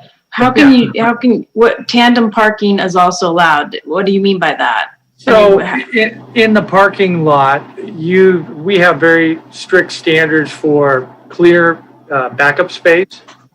So you have a parking layout on the parking lot, and you can't have a parking space right up against the back of it. It has to be free and clear, the aisle, to access our parking. Whereas 2 in a row instead of 1. Stacking the parking. No, I mean, I know what tandem is, but I mean, how could you do that if you were doing it for customers, or is that something you would do for like an employee parking lot, or? There could be. You could also do that with valet service on those lots. So you could do it with valet, you could do it with employee. In a park yourself layout, that's not really functional. You'd be, trapped. And so it would have to be a managed parking situation with valet or employees. Okay. So I have a question here. When you say that the sit-down restaurants are exempt from the 50% reduction, that means that they have to adhere to Long Beach's full thing. Doesn't that de-incentivize restaurants then? It does. It's a strange, I didn't have a chance to talk to the Long Beach Planning Department about that because that jumped out at me as well. But they also have they essentially, and we do as well, but a restaurant, whatever parking exists or doesn't exist, those legal non-conforming privileges will carry over to any new restaurants. And if you were to, let's say, intensify that restaurant use, from my read of their regulations, they would allow you to pay a fee rather than try to find those additional parking spaces. So your bottom bullet there says developments under 5,000 square feet may pay in lieu fee in place of parking. So that's essentially what restaurants are doing. Yeah, essentially, yes. Okay. Makes sense. Yeah. So they have a whole palette of parking, let's say, flexibilities that would, allow the businesses to move in and move out without, in many cases, having to provide any additional parking, no matter what the use is. Right. So case study 3, Novo Art District, Boulder, Colorado. We took a look at this. This one's, when we really looked into it, it became kind of some of the lessons that they're learning that we want to try to benefit from some of their failures, in essence. That district is also a corridor, and it's approximately 3.1 miles in length, which is, twice as long as Artesia Boulevard, and they've struggled with that length and with that distance. So this art district was designated in 2017, so it's very recent, and it was designated as an overlay district. And the Novo Art District is located, it's basically north Boulder, from downtown going north, 3.1 miles. And it's characterized by upscale, mixed use, high-end restaurants and shops, and a mix of artist-friendly warehouses. Now, this is the in-progress revitalization effort and some of their challenges. So the current issues center on parking and pedestrian experience.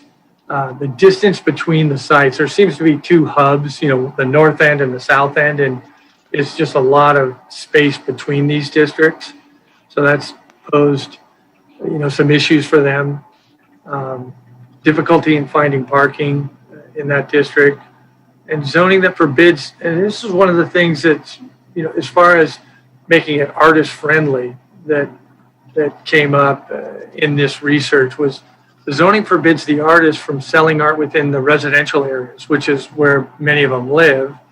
And it results in them, essentially a lack of affordability for them.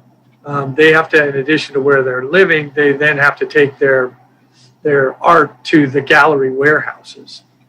And also the cohesive issue, the district overlay encompasses, in addition to being long, it encompasses 8 different zoning designations. And they don't have a bid. There's an ongoing effort to form a bid. So again, continuing, Broadway is similar to Artesia Boulevard. It's a 4-lane arterial with mostly commercial use. They do have a nonprofit arts district. It organizes events within the district with an annual budget of around $30,000. For 2020, the city's Office of Arts and Culture budgeted $165,000 for public art in the district. It's known for its concentration of artists as well as its weekly and annual events. This was something that we wanted to extract. They have these events called First Fridays, and then self-guided tours of their galleries and warehouses held on the first Friday of each month. It's mostly a grassroots undertaking, artists working together. They're trying to gain recognition from the state and achieve zoning changes. encourage and lobby for changes within the district that would serve as catalysts to become a more energized cultural and arts center. So, of all the case studies, this slide shows us the lessons learned and key takeaways. There's an emphasis on pedestrian and bicycle access and infrastructure, specifically increasing pedestrian passageways and reducing interactions with private vehicles. Substantial outreach is critical for public buy-in for cultural, arts, and business improvements districts. Partnerships between city agencies, artists, nonprofits, bids, North Redondo Beach, Business Association, and anchor institutions such as museums. That was an example from Oceanside. They had a surf museum. But, here it's, we've got the North Redondo Beach branch library that could be one of those anchors. City's best assisted cultivating cultural arts district by addressing affordability for artists and allowing shared work live facilities, incentivized affordable housing for artists, and dual use of properties for commercial and residential.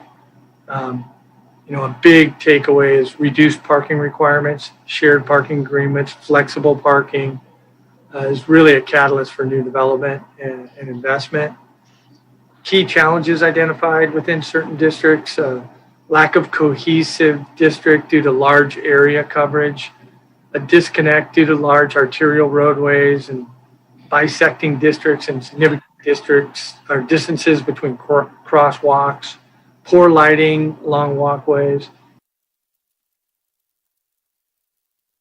accommodations and infrastructure for bicycle and pedestrians. So what role can the city play? Certainly explore reduced parking standards for preferred uses, establishing a shared parking program or an in-lieu fee program. Quick question. Yeah, sure. In-lieu fees. Are in-lieu fees kind of an ongoing fee, or is it a one-time fee, or both? It's a one-time fee for that business to get in, and it's if that business leaves and another business comes in and they need more parking, they can pay that in lieu fee. So it's ongoing for the district. Okay. As businesses turn over. Okay. Thank you. Establish a pop-up art gallery program, partnering with property owners with vacancies and local art groups to provide temporary art galleries along Artesia Boulevard. Engage local schools and art programs in a banner design program for Artesia Boulevard.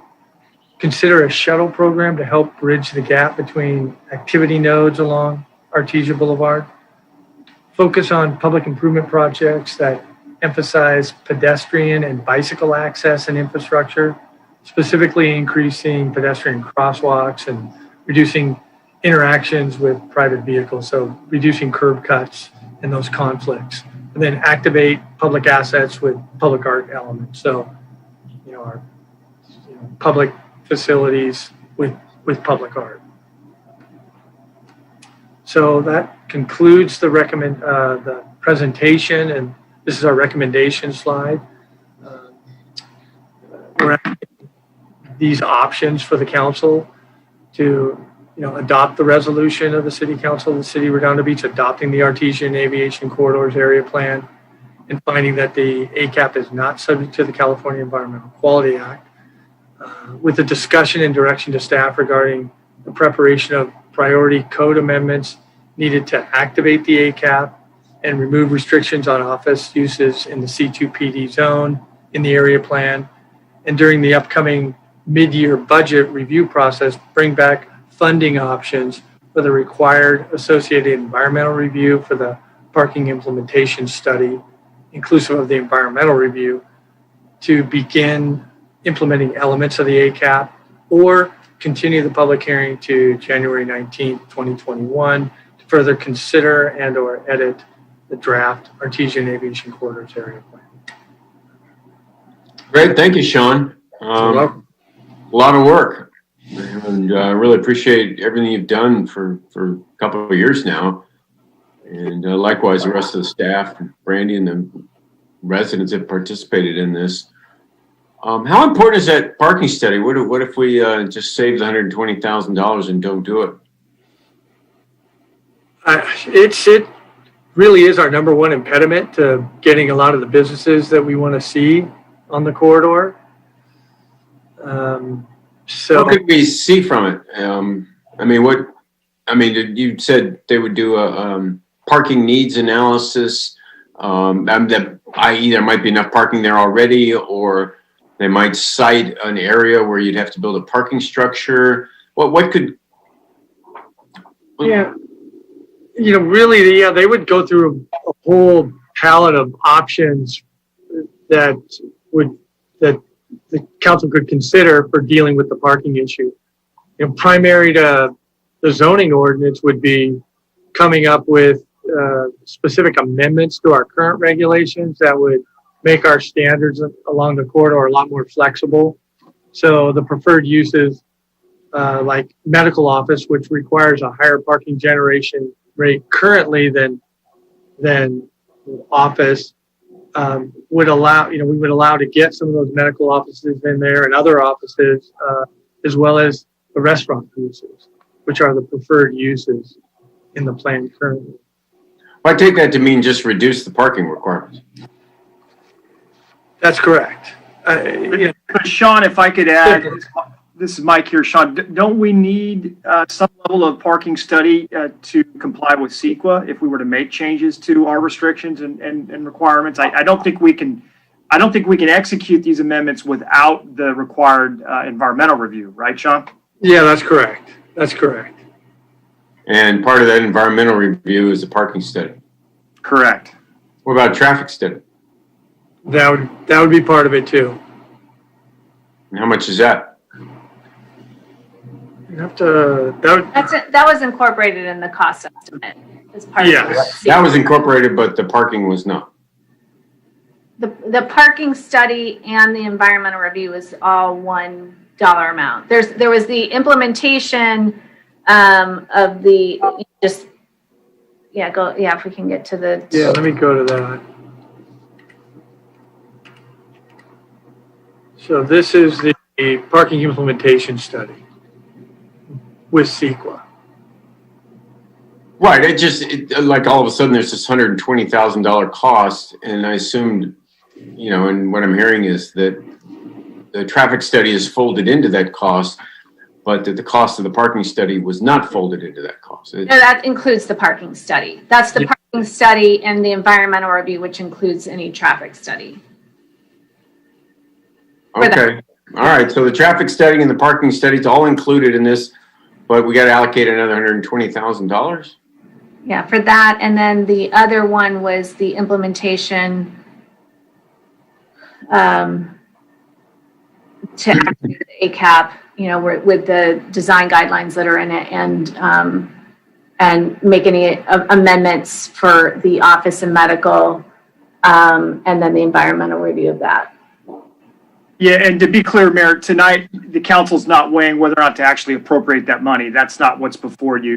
Really, it's to provide direction to us as to next steps here. If you want us to proceed with these amendments, we would bring the costing and funding of these items back to you as part of your mid-year budget review for consideration, and then we could actually fund that work. We can start on the crafting of some of the initial amendments with existing staff resources. We can begin that effort if this is something that's priority council, but ultimately funding for both of these studies is going to have to be identified and appropriated by the council.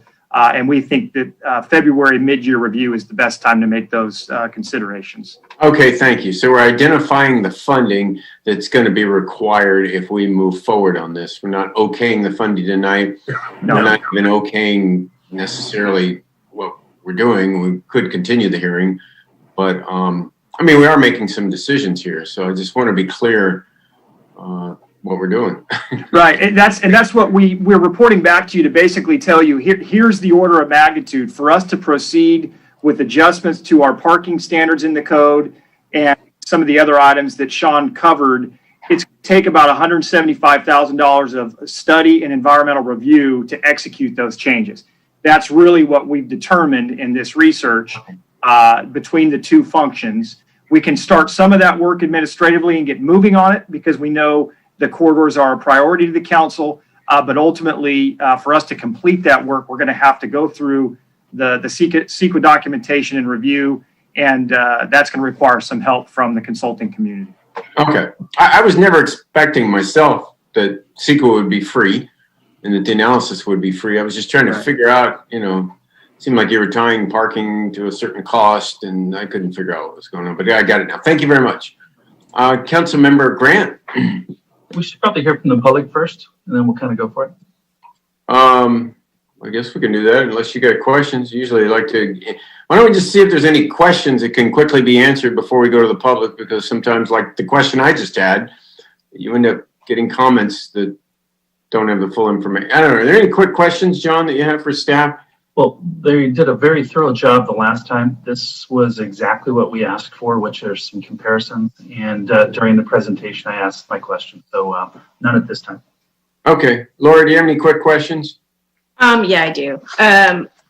Although I do also like to hear from the public first, but that's okay. There was a comparison to this to the residential design guidelines, and I've recently run into some problems on what the intent of the residential design guidelines were, and I noticed that we're using the same verbiage here, in that these actions are to support the intent, and I just want to verify where exactly you would consider the intent of this document to be. I imagine it's, I'm just sorry, I'm going through the pages really quick again. I imagine it's on page 4, in which you have the yellow box that says desired improvements for Artesia Aviation Corridor is your intent, but I just wanted to make sure that's truly where the intent is. I just don't want any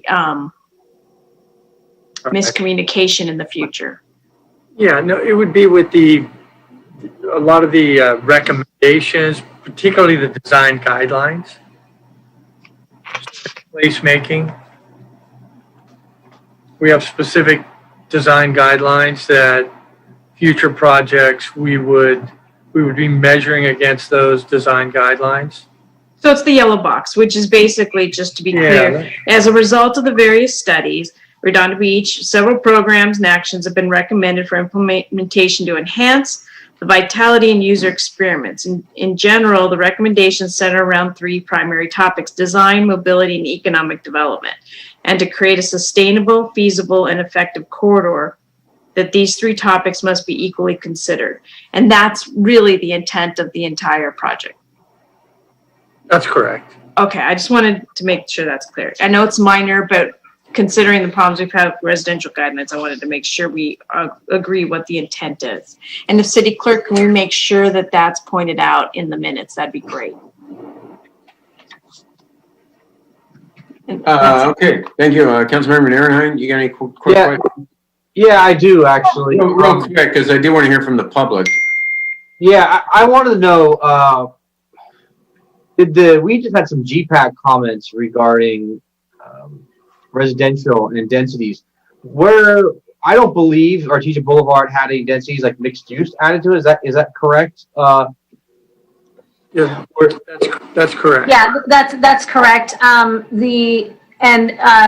Even with the discussion last week, the GPAC had maintained the recommendation they'd made, that they were removing the mixed use and it wouldn't be adding residential in this area. I mean, I think that's a huge loss. Number one is because, you know, if you look at the mixed use that has been proposed and is now unfortunately being implemented along PCH in South Redondo, it specifically points out and says to slow traffic down and increase pedestrian-oriented types of businesses. This exact verbiage. And I mean, Artesia Boulevard is a perfect example of that. While we're talking about reducing parking constraints on one side, we look at Long Beach where there's not enough parking and they're managing that parking separately. So I don't see parking right now as a major crutch issue. I think there are other things. I didn't see anything in here, and I could be wrong, about the Redondo Beach Performing Arts Center. How is that? We talked about a foothold. I forgot what you called it exactly. A foothold Sean, what did you call it? The major function, major attraction again? Yeah, like an anchor. Anchor, sorry. I mean, while the Performing Arts Center is a mile away, I totally realize it, but they have a huge parking lot there, number one. And number two is, that could bring people into the city. They can dine and entertain on Artesia Boulevard, and there could be a system going back and forth to transport people, so to speak. So I didn't see any of that. Was that ever talked about getting the Performing Arts Center to perform more for the Artesia Boulevard?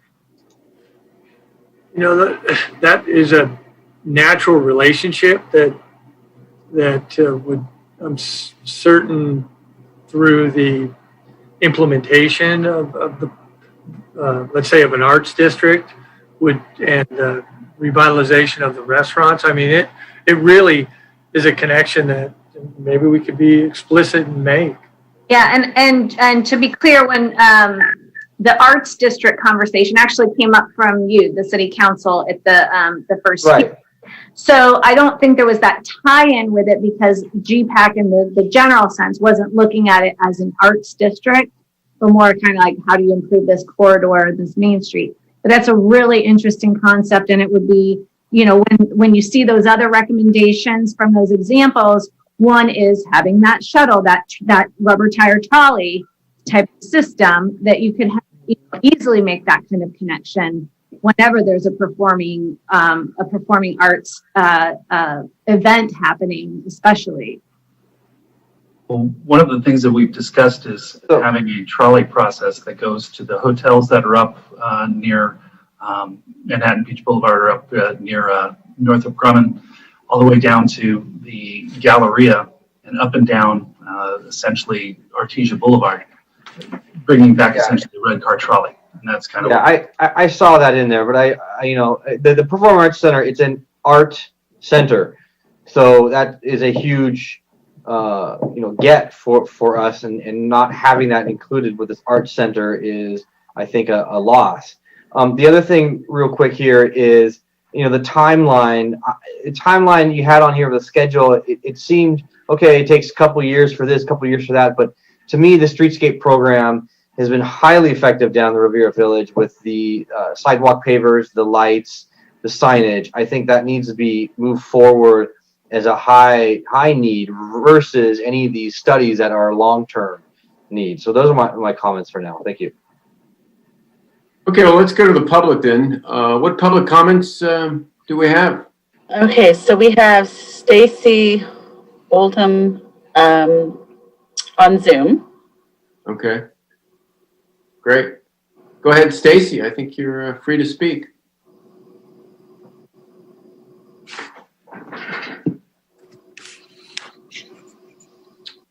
Did you put yourself on mute, Stacy? You're permitted. Take yourself off of mute and.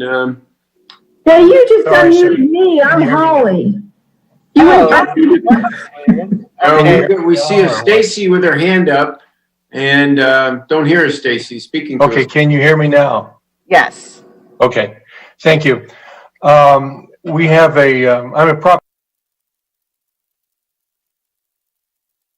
we had a retail business there for 10 years. It's quite successful. It was called Goodnight Mattress. We had to close it. We have a couple stores. We had to close this one. And I'm just saying the last 2 years, we have been trying to find repurpose that property and find tenants. And we've talked over 50 and people, and the retail market there, of course, is changed forever. There's not many people out there looking for retail space. But I would just like to say that I first of all appreciate the support we're getting from Sean and his colleagues over there. But we will also, anything we can do to accelerate this process of changing. I've read the ACAP plan. I think it's great. But for things like medical, people come to us and they want to lease our property, but these restrictions on parking and setbacks for medical just destroy the deal. So again, anything we can do to accelerate this process, we'd appreciate. Thank you very much. Thank you, Stacy. Okay, and then Zane Obaji. All right. Just wanted to echo what Stacy's saying as far as expediting this and approving the recommendation of staff to proceed with the study and work up the costs. I wouldn't view this as costs. I viewed it as an investment in the future of North Redondo, especially coming out of this pandemic. I think we can really emerge strong with a new revitalized Artesia Boulevard. And I'd like to commend staff on all the studies they did relative to other successful art districts. So, yeah, that's it. Okay, and then we have, a couple of e-comments. Go ahead, Vicki. First comment is submitted by Thomas Immer. I am happy to see the city taking a comprehensive look at the Artesia Boulevard corridor with an eye towards making improvements that will see the business corridor remain vital for many years in the future. There is one overriding concern that I wish to emphasize as needing immediate attention in order to lay the proper foundation. The city must address and redefine parking requirements for businesses along the boulevard. The Kurt hardware store and property have been for sale for more than 2.5 years. There were multiple offers for the property within 60 days of its listing. Potential buyers walked away, however, when they learned of the city's parking requirements. The cost for creating the required spots, especially if done underground, made none of the projects pencil out, and the buyers have abandoned the site. Kurt Hardware may be the most visible victim of onerous parking requirements, but it certainly does not stand alone. It is undeniable that parking requirements have become an impediment to financial reinvestment along the boulevard, and something must be done. As a part of the NRBBA, I request that a comprehensive evaluation of all options for parking in this corridor be prioritized as the first and best step towards establishing the proper environment for investment and vitalization. Nothing is more important and nothing will have a greater impact. Speaking of impacts, I continue to believe that in the best interest of creating a vibrant community, the city needs to embrace who we are and return the boulevard name to Redondo Beach Boulevard. The simple step will allow residents throughout the adjacent neighborhoods to identify with and embrace the area in which they live and enhance the desire to make it also the area where they shop and play. Marketers will tell you that everything is in a name, and we want to proudly incorporate our city's name and identity for this center of North Redondo Beach commerce. Respectfully submitted, Thomas Immer, resident and secretary with North Redondo Beach Business Association. Next comment submitted by Brian Clark. Brian Clark, District 4 resident. Tried to post a comment earlier, but did not show up. Trying again. I support all efforts to make Artesia Aviation more pedestrian friendly. Traffic on these roads moves at nearly 50 miles per hour, and the biggest thing the council can do is put in lower speed limits and enforce them. Bike lanes are sorely needed, but most provide a freestanding barrier or use cars by moving parallel parking away from the curb to keep bicyclists safe. Redondo Beach has a real opportunity to be a leader, as we were with the homeless shelter, in being a modern city with real bike lanes that families can use without fear for their lives. Just painting a few lines on the road is not enough and will not provide businesses with the environment needed to encourage foot traffic and bicycle commuting/travel. As these corridors are not a place anyone wants to take a stroll, are impossible to navigate with a family in tow, and are terrifying on a bicycle. This is especially important as these corridors will be tied into the metro line, and we can have an actual means of reducing traffic/pollution in our city by encouraging public transport, exercise, and safety through actually useful bike lanes. Electric bikes are making our hills more navigable, and our weather begs for bicycling year-round.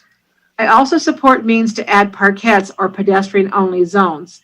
But without slower traffic and bicycle/pedestrian safety, these other efforts will fall flat and business and residents will not reap benefits. Also, doing something substantial in the district will be a nice reward for District 4 and 5, which have agreed to house the homeless shelters in our backyards.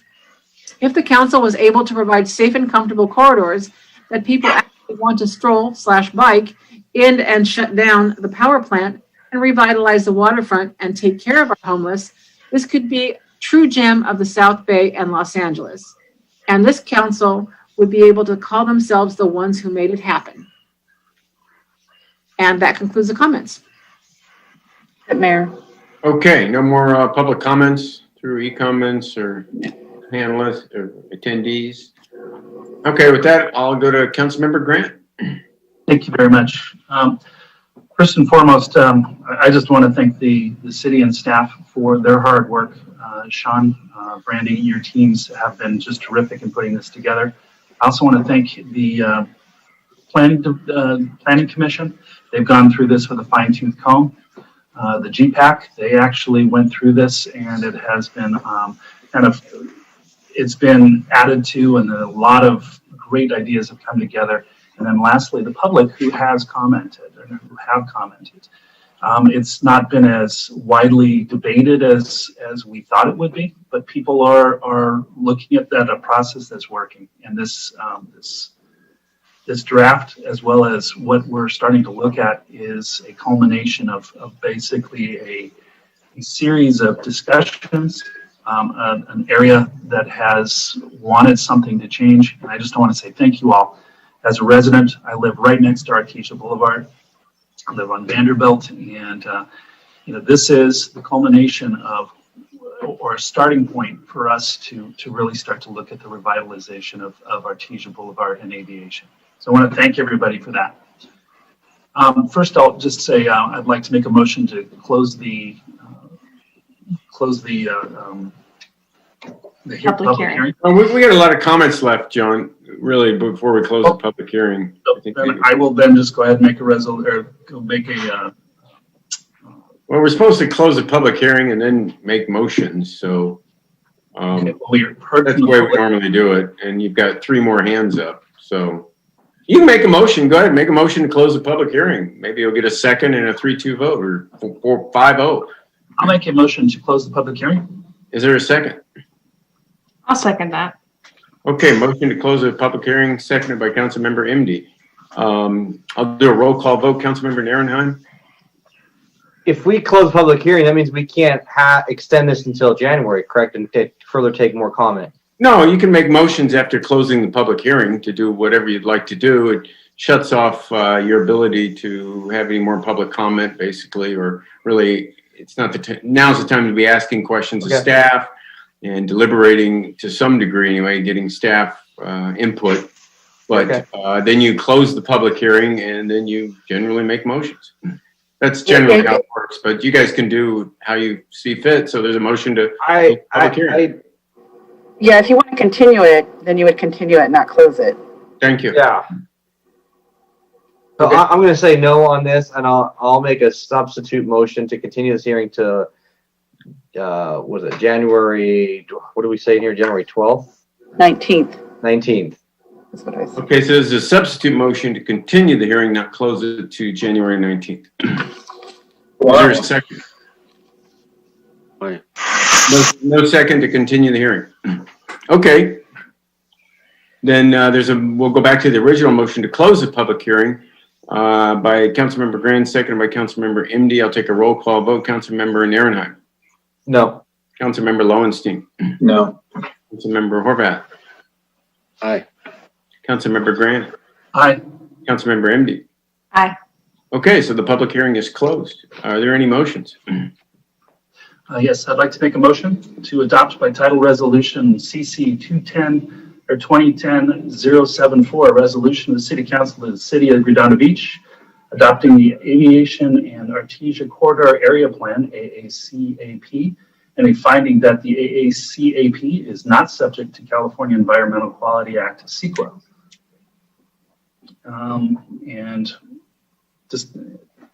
And basically then also in that motion to go forth, Sean, you had mentioned if you could put that back up there, the other recommendations. I think they need some direction too. Right, and then this second paragraph that's very large. The discussion and direct staff regarding the preparation of the priority code amendments needed to activate the AACAP and remove restrictions on office use in the C2 PD zone in the area plan during an upcoming mid-year budget process, bring back funding options for the required associated environmental reviews and the parking implementation study inclusive of environmental review, and to begin implementing elements of the AACAP. Thank you. Okay. Is there a second? I I will I wanna second. speak. Pardon me?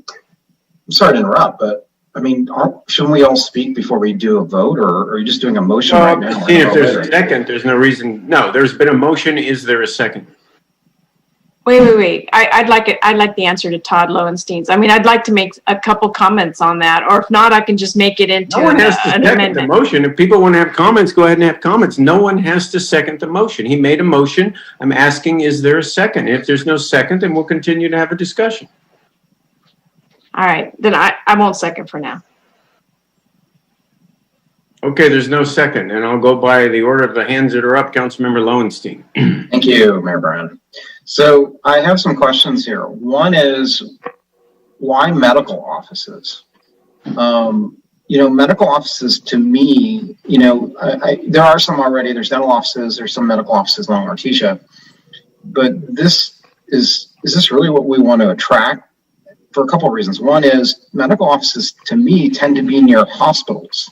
So for example, Sky Park has a lot of medical offices. Earl in Torrance has a lot of medical offices because it's near Little Company.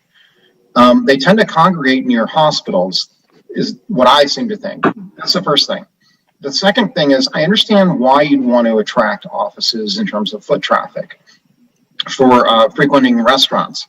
But is that what we want here? A, is that what we want? B, in order to get real momentum with supporting the local businesses, you have to have lots of foot traffic from offices.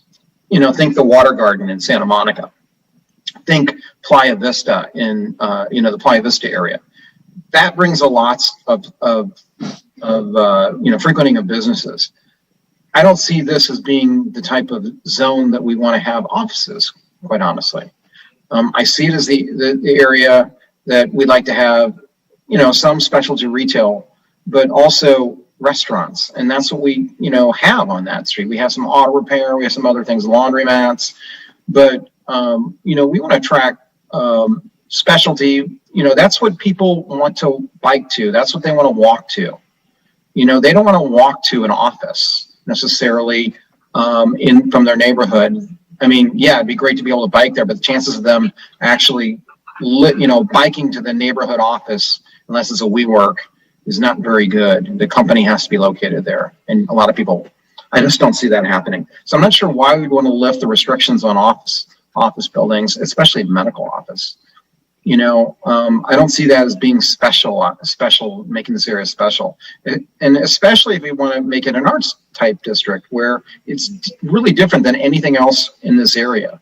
I don't know of a real arts district in this area. There's one downtown, but there really isn't one in the South Bay that I know of. So I'd like to get maybe some answers on this, on why we're headed that direction in terms of office. Well, El Segundo arguably has an arts district, but yeah, go ahead, Sean or Randy or. Well, wait, before they do, I believe you closed the public hearing.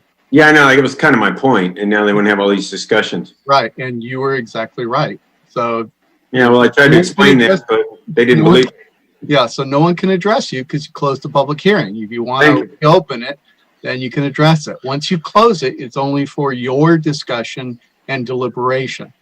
So we've been doing this long enough, they should know. But can we reopen the public hearing so we can have these discussions, or should somebody make a motion again and then we'll have a vote? I'll make a motion. Yeah, you can reopen it with the majority of the council. Motion to reopen the public hearing on this item. John already said that. Second. Okay, there's a motion by Councilmember Grant, second by Councilmember Lowenstein. I'll do a roll call vote. Councilmember Nierenheim. Aye. Councilmember Lowenstein. Aye. Councilmember Horvath. Aye. Councilmember Gran. Aye. And Councilmember MD. Aye. Okay. Hopefully we won't forget that rule again. Anyway, okay. So, Todd, you had the floor. I asked Mike, those are the first questions I'd like asked. The second thing that I like out of this report, there's things like placemaking and other things that I think are great. Cafes that open up into the sidewalk dining is great. All these things are great in the report. I love it. You know, is it really going to take years and years and years before we implement it after we do the EIR? You know, CEQA, the CEQA report. That's kind of distressing, but I guess it probably would be. I think it's just for those design guidelines for us to be able to implement those that are within the ACAP. That's going to require that an ordinance amendment that references those. So we can move on all, like, if as soon as the council adopts this, we're moving on those implementation items. We can, like, the placemaking, the awnings and stuff like that. Yeah, right. Exactly. So, like, we can start working on those things once this plan is adopted. To actually be able to implement those design guidelines, we would have to go through that next process. Okay, I understand better. I mean, I don't know if I speak for the rest of the council, but I'd like to see some wins. I mean, we've done some things in terms of making the medians, more attractive, and some of the signage more attractive. I think we can do more on that. There's banners that are talked about, but public art in the medians, we've talked about that, and I think it's a great idea. The theme of Artesia, right? We've talked about that. I think those are immediate wins that we can, maybe implement in the next year that would be really, really helpful in generating a buzz for the area. But again, my question goes back to, do we really want to attract medical offices there? Will it attract medical offices? What good does it solve other than filling up office space and storefronts? I'm not sure that people are going to flock from other areas of the South Bay and the greater South Los Angeles area to see medical offices, especially on a main drag. It's just not. People go to medical offices to see their doctor, their specific doctor. That's it. They're not. We want this to be a destination, or at least I'd like it to be a destination. So that's it. I don't know what your thoughts are, Brandy or Sean, but I could just say, going back to where the office came from as a preferred use. Mm-hmm. If you may recall, when we were first initiated the general plan update process with GPAC, we did a citywide market study. Mm-hmm. And one of the kind of epiphanies out of that was we had a lot of pent up demand for office, professional office. I mean, we're in a little bit of a changed world now, as we all know, but that was really, that really got into the mindset of the GPAC members when they began to look at the corridor and the land uses that they wanted to see happen. And they, of course, it was sit down restaurants, outdoor dining, and associated with the restaurants, and the other use that they really thought would be a preferred use to help activate was professional office. They didn't specify medical.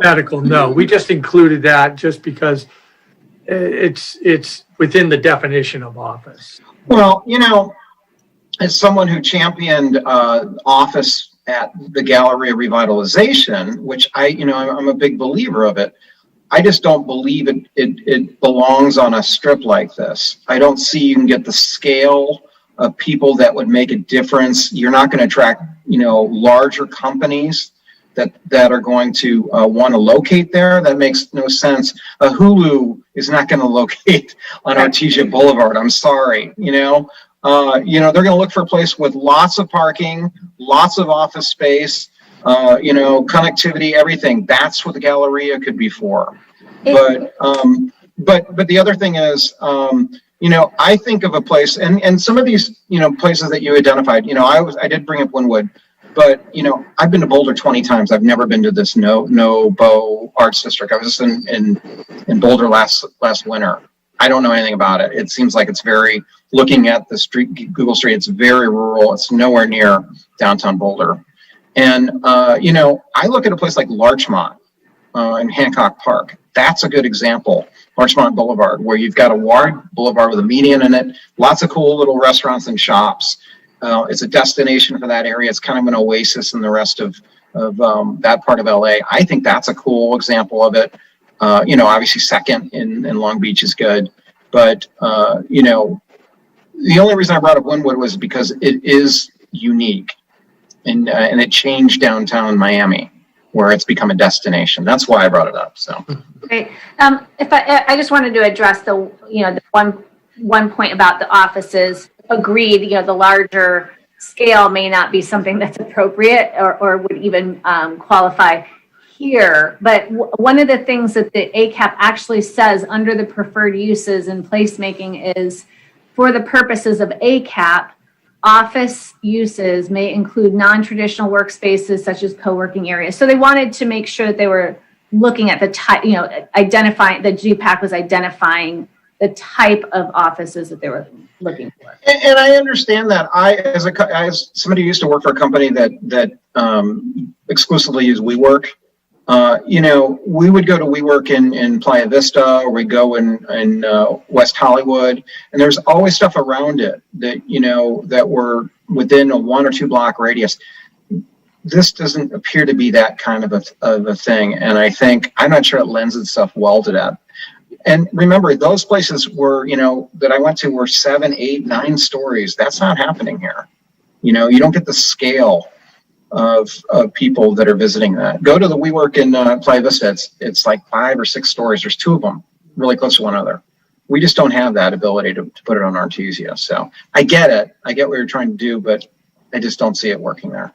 So anyway, that's what I had to say. Maybe just a follow-up comment on that, on office, for the council's consideration. Maybe not as a preferred use, tabling that, but the restriction that we have on office for not allowing it on the ground floor in the front and only allowing it on the second floor and in the rear. There's a lot of, let's say accountants, small law firms, they come in, they can't occupy a lot of spaces on the boulevard, and because they can't meet that restriction in the C2PD zone. So is that what we want to attract in that area? Yeah. I mean, I don't know. It's there's also, there's places up near where Wedgwood is, on Manhattan Beach Boulevard. That's an office. I just see those, accountants wanting to be in an office park or something like that. Maybe I'm wrong. It's not like it's a quaint, small town street. It's a thoroughfare, and I just don't see that. But definitely prove me wrong. I'd love to be proven wrong. So, thank you. Okay, Councilmember MD. Okay, so a couple things. Staff kind of cleared up your question about office space as far as medical offices. I don't think the intent was that we were trying to make it a preferred use, because it's not. It's just we're trying to eliminate barriers to entry on that. I definitely think I agree with you that the preferred use is going to be restaurants or cool places to have live music, things that families can walk to, ride to. That's the preferred use, and those should be considered preferred use. I agree with I think it was Mr. Clark, who said that having a bike path, a real protected bike path is really the only way you're going to be able to have a bike path there. Just painting lines on there and still having parking on the street will just make that completely untenable, an undesirable place to go biking, and it would just be a complete waste of time. So until you solve the parking problem and make sure that it's off the street and in either by shared parking or public parking space, you really shouldn't be pursuing the bike path. And I just want to make that clear to staff on that.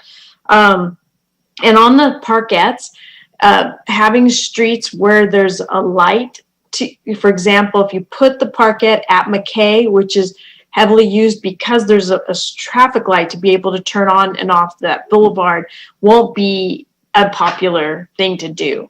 So and I understand why you would want to put it on McKay, because of what there's already uses there that kind of makes sense to have a parkette there, but you're going to have to take into account how people get on and off that street. So for example, McKay leads you into the elementary school. So it's a real popular street light to be utilized for parents that after they drop off their kids, they turn right away and go get onto Artesia Boulevard to head off to work.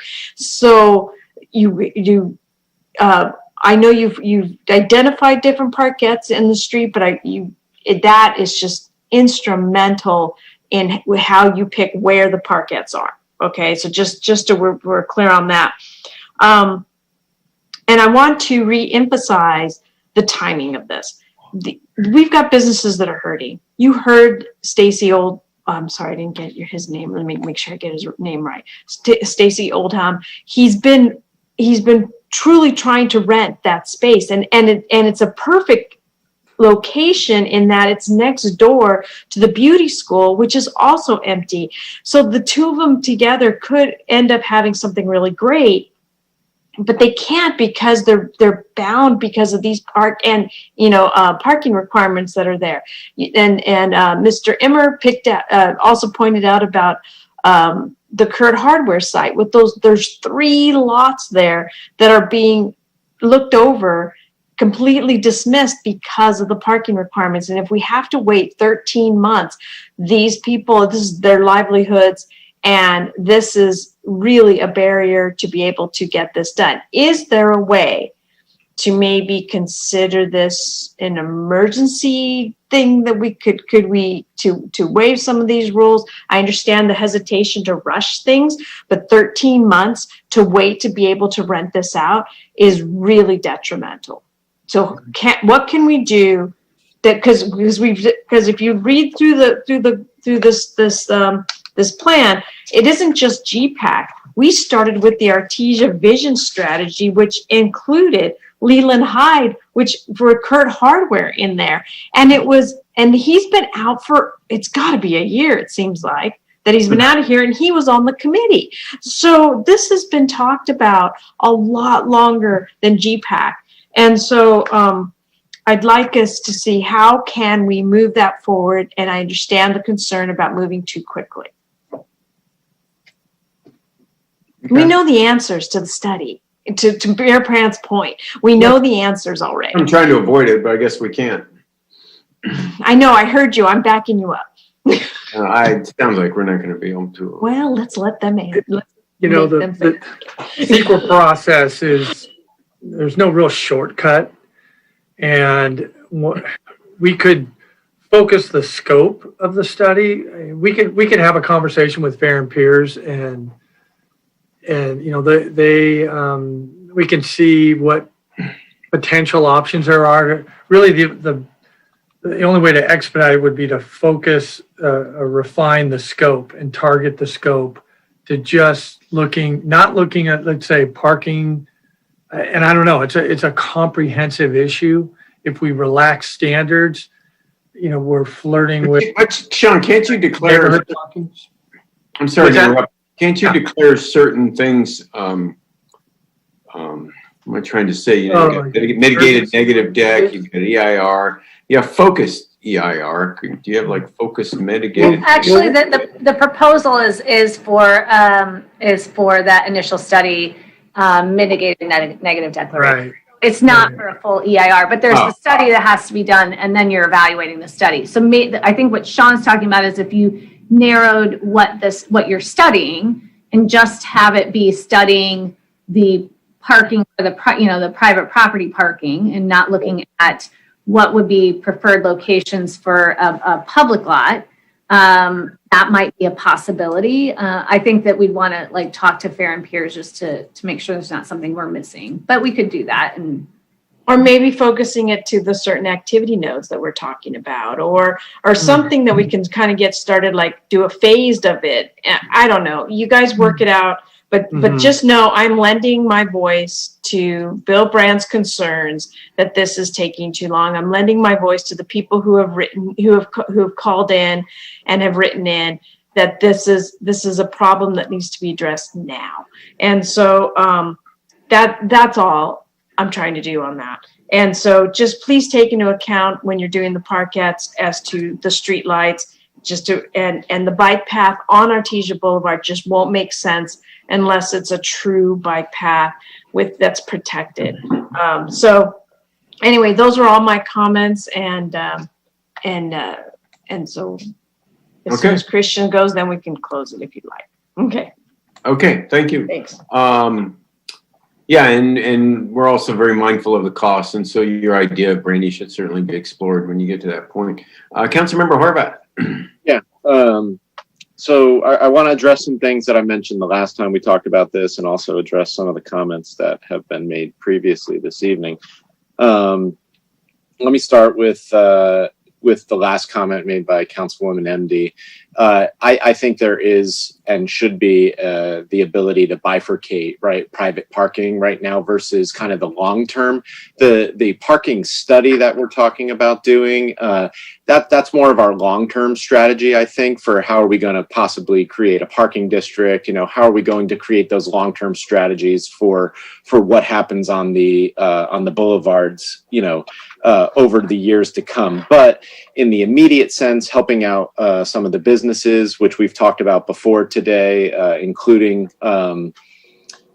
the two aforementioned stores. You know, those are things I think we should figure out how to make some immediate impacts now to the best of our abilities.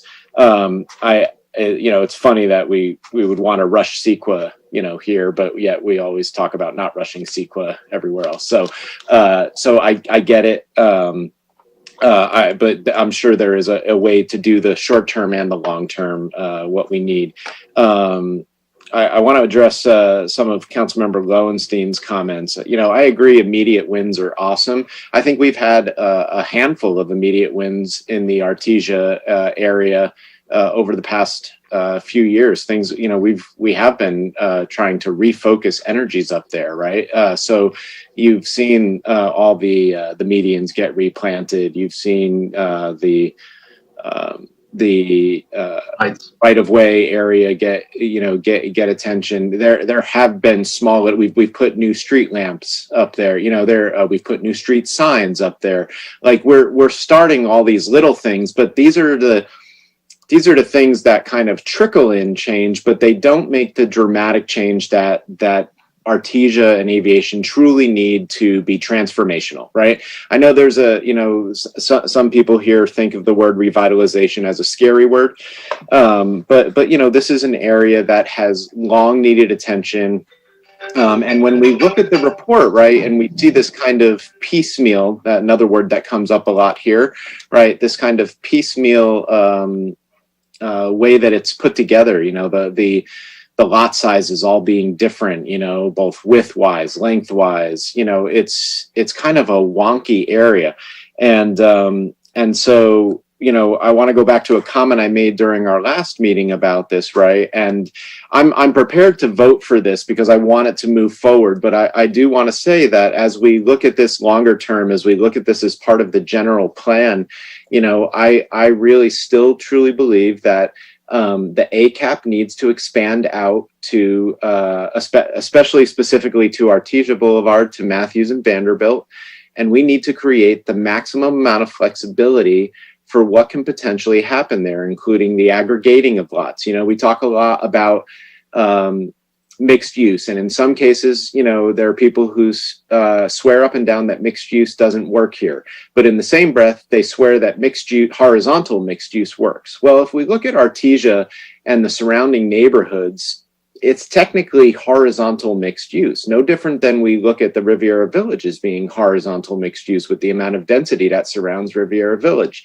But if we really want people to invest in this area, people to come in and see potential beyond just a single lot, right? Or beyond just a single, you know, storefront, then they're going to need maximum flexibility. And I think you can accomplish some of the, you know, questions and concerns, especially around RENA and even just the major density that is really just, you know, on the other side of Artesia, on Matthews and Vanderbilt, and be able to create projects that reimagine what those multifamily units look like on the two parallel streets, and be able to create open space, commercial space, public space, restaurants, create something that is exciting and interesting. If we're just thinking about it in this like storefront by storefront perspective in the long term, I think that's where we shoot ourselves in the foot, and it takes longer to achieve what Councilmember Lowenstein is kind of getting at, right? Arts districts kind of pop up because there are artists and there's things already there, and they create something on a very small scale, right? And then it just kind of organically grows, but it needs to, Artesia needs way more love than we could ever give it in a short injection, right? So the long-term planning here is super important, and I think expanding the flexibility of what can happen there is going to be key to seeing people unlike us who have that vision for what it can be, people who know how to program it properly, right? Councilmember Lowenstein's concerns were about the commercial, and he even addressed that, he has talked very much about the wanting to attract more commercial to Redondo Beach because we have the outflux of people commuting outside, right? But I don't look at Artesia as being commercial in the same way I think he was imagining it here, right? A site like the Galleria absolutely could have like large campus like commercial, right? Artesia is not a campus like. You're correct in stating that, right? But what it is it's that smaller commercial. It's the restaurant on the bottom with the commercial on top, and you need a little bit of that to create that afternoon. Like the residents do want to interact with Artesia and aviation the same way they get to interact with the Riviera Village, right? By walking to it. But you also need that daytime activity. You need the small dental shop or whatever it is, small office space, that people are coming, they're working, and then they're dining, whether it's for lunch or they're staying after for drinks or whatnot. It creates a certain energy. And if there's mixed use behind it, or in the back, then they could possibly live there as well. So you start to get, this very viable community that is emanating out, and it creates, going back to the other comment you made, right? It does create that's kind of smaller town Main Street feel, right? But if we keep looking at it in terms of this, piecemeal perspective, I don't think we'll ever quite get to that vision that you're kind of addressing, So I don't think focusing on medical is what we want to do, but I don't think we want to preclude it, right? We have a dentist office there. We've got the chiropractor's office, and we've got a couple vet clinics. Like people like having that smaller stuff there too. I don't think we're ever going to Artesia have, what you see up on Sky Park or Lomita or, you're not going to have that type of giant medical office. That's what those sites are for, but you are going to have the smaller clinics or the smaller, one-off offices. And those should be kind of mixed in, right? Because the person who's coming for the dentist appointment might very well go and have lunch, depending on the time of day, if they're there, So I wouldn't necessarily preclude it, but I wouldn't hang up a sign saying looking for medical campuses, because it's just not the right scenario. So again, it comes back to my point of major flexibility is what is needed there. We're not the ones that really can determine where the market is going. I think we all have good ideas. We all have things we'd like to see, and I think they will come to fruition, but there are other people who have the know-how to program it and make it happen. They're just going to need more flexibility from us as a body to be able to make that happen and to kind of get out of their way from an economic and a development, creating constrictions on them. So what else? I would agree with the comment, and we've talked about this as it relates to creating bike lanes around the city. Councilwoman MD was right to bring it up again.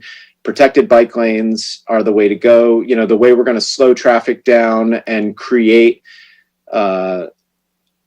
just a better vibe overall, which we talked about in the last meeting, is to have that total complete living street, Artesia, transform into that. It's not going to happen overnight. It's going to take an enormous investment, from an infrastructure perspective, and it's going to take, also going back to these other conversations about long-term changes, right? It's going to take a removal of curb cuts, and so we've got to remove those curb cuts and create parking elsewhere so that it's safe for both people parking, it's safe for the businesses, and it's safe for the cyclists. But it will be, that type of transformation will have a major impact on what the street becomes.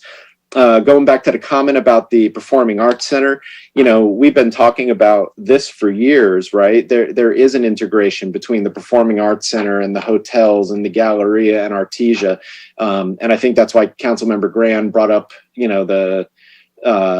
the micromobility and, the idea of a trolley, right? Because we do want to connect all these different, what are right now disconnected aspects of North Redondo, but we want to connect them together. And so you need that. If somebody is coming to this area to partake in something that is a performance art scenario that's a little bit further north, we still want them to be able to enjoy Artesia Boulevard, but we have to create an easy way for them to get around, vice versa, or if they're staying at the hotel, whatnot. So, but these are also all things that we discussed as part of our strategic plan. Just from, all these kind of ideas were, at a more 30,000 foot level were a part of that strategic plan. And so hopefully everybody's voting on this as being a priority.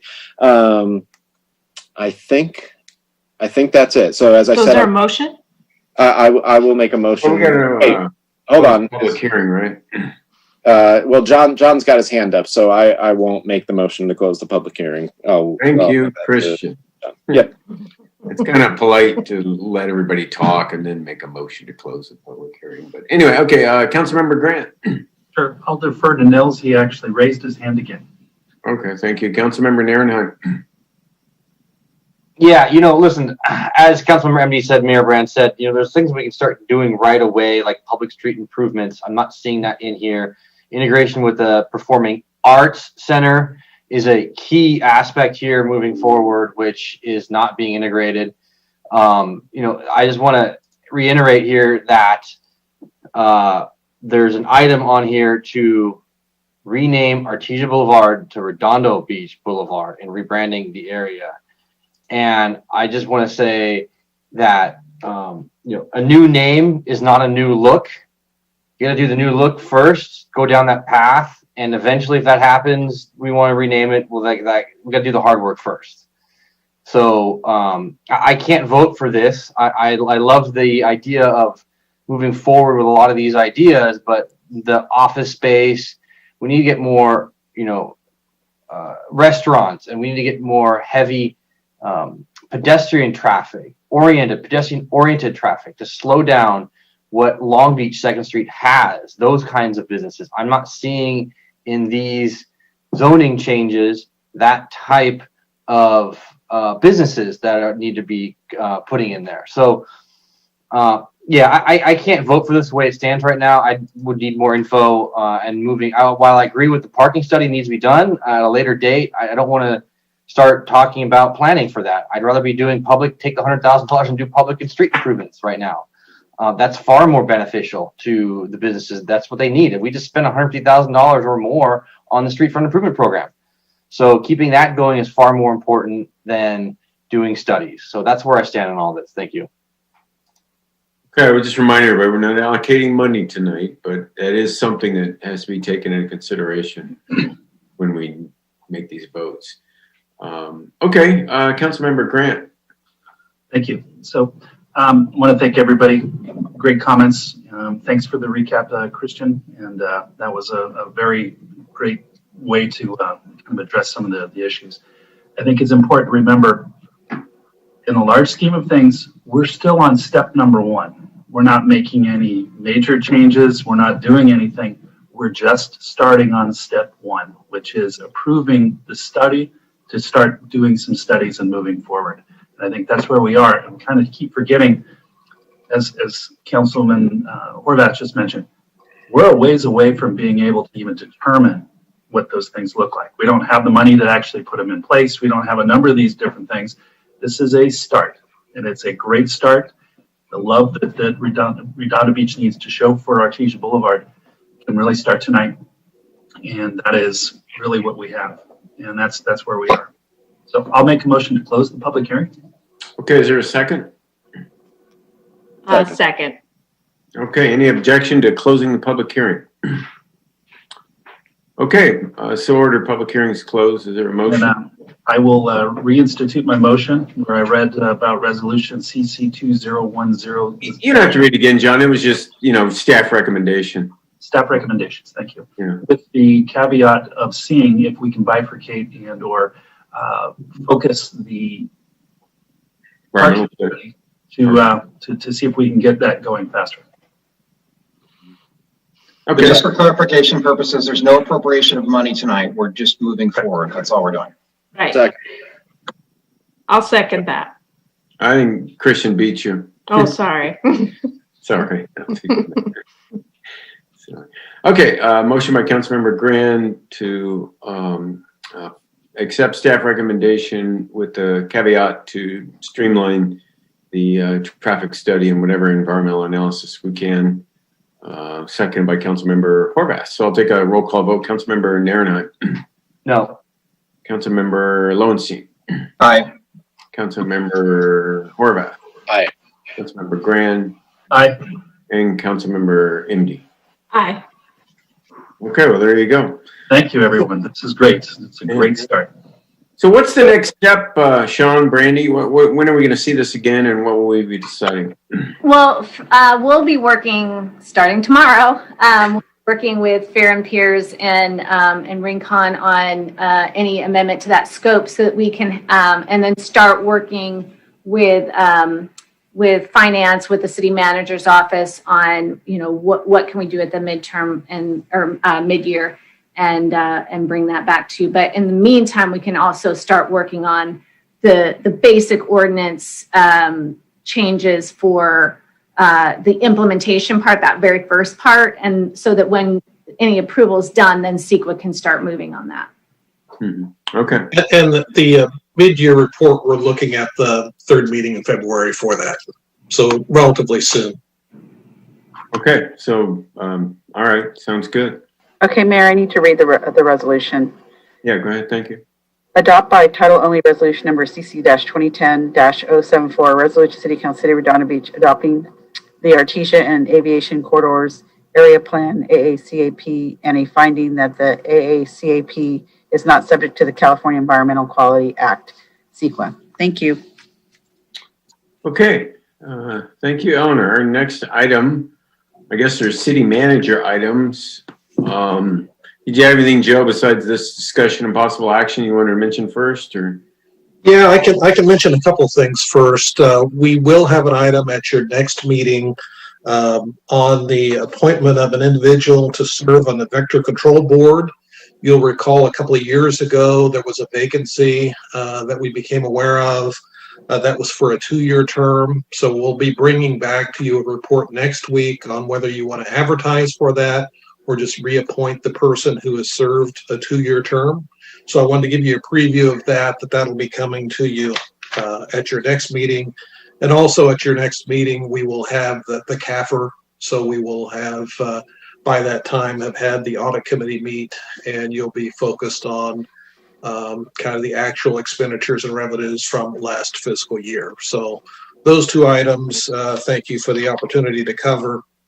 And then the item tonight that's on your agenda, again, we didn't have a written report because it's such a fluid situation in terms of COVID-19. There's been much that's happened even in the last few days.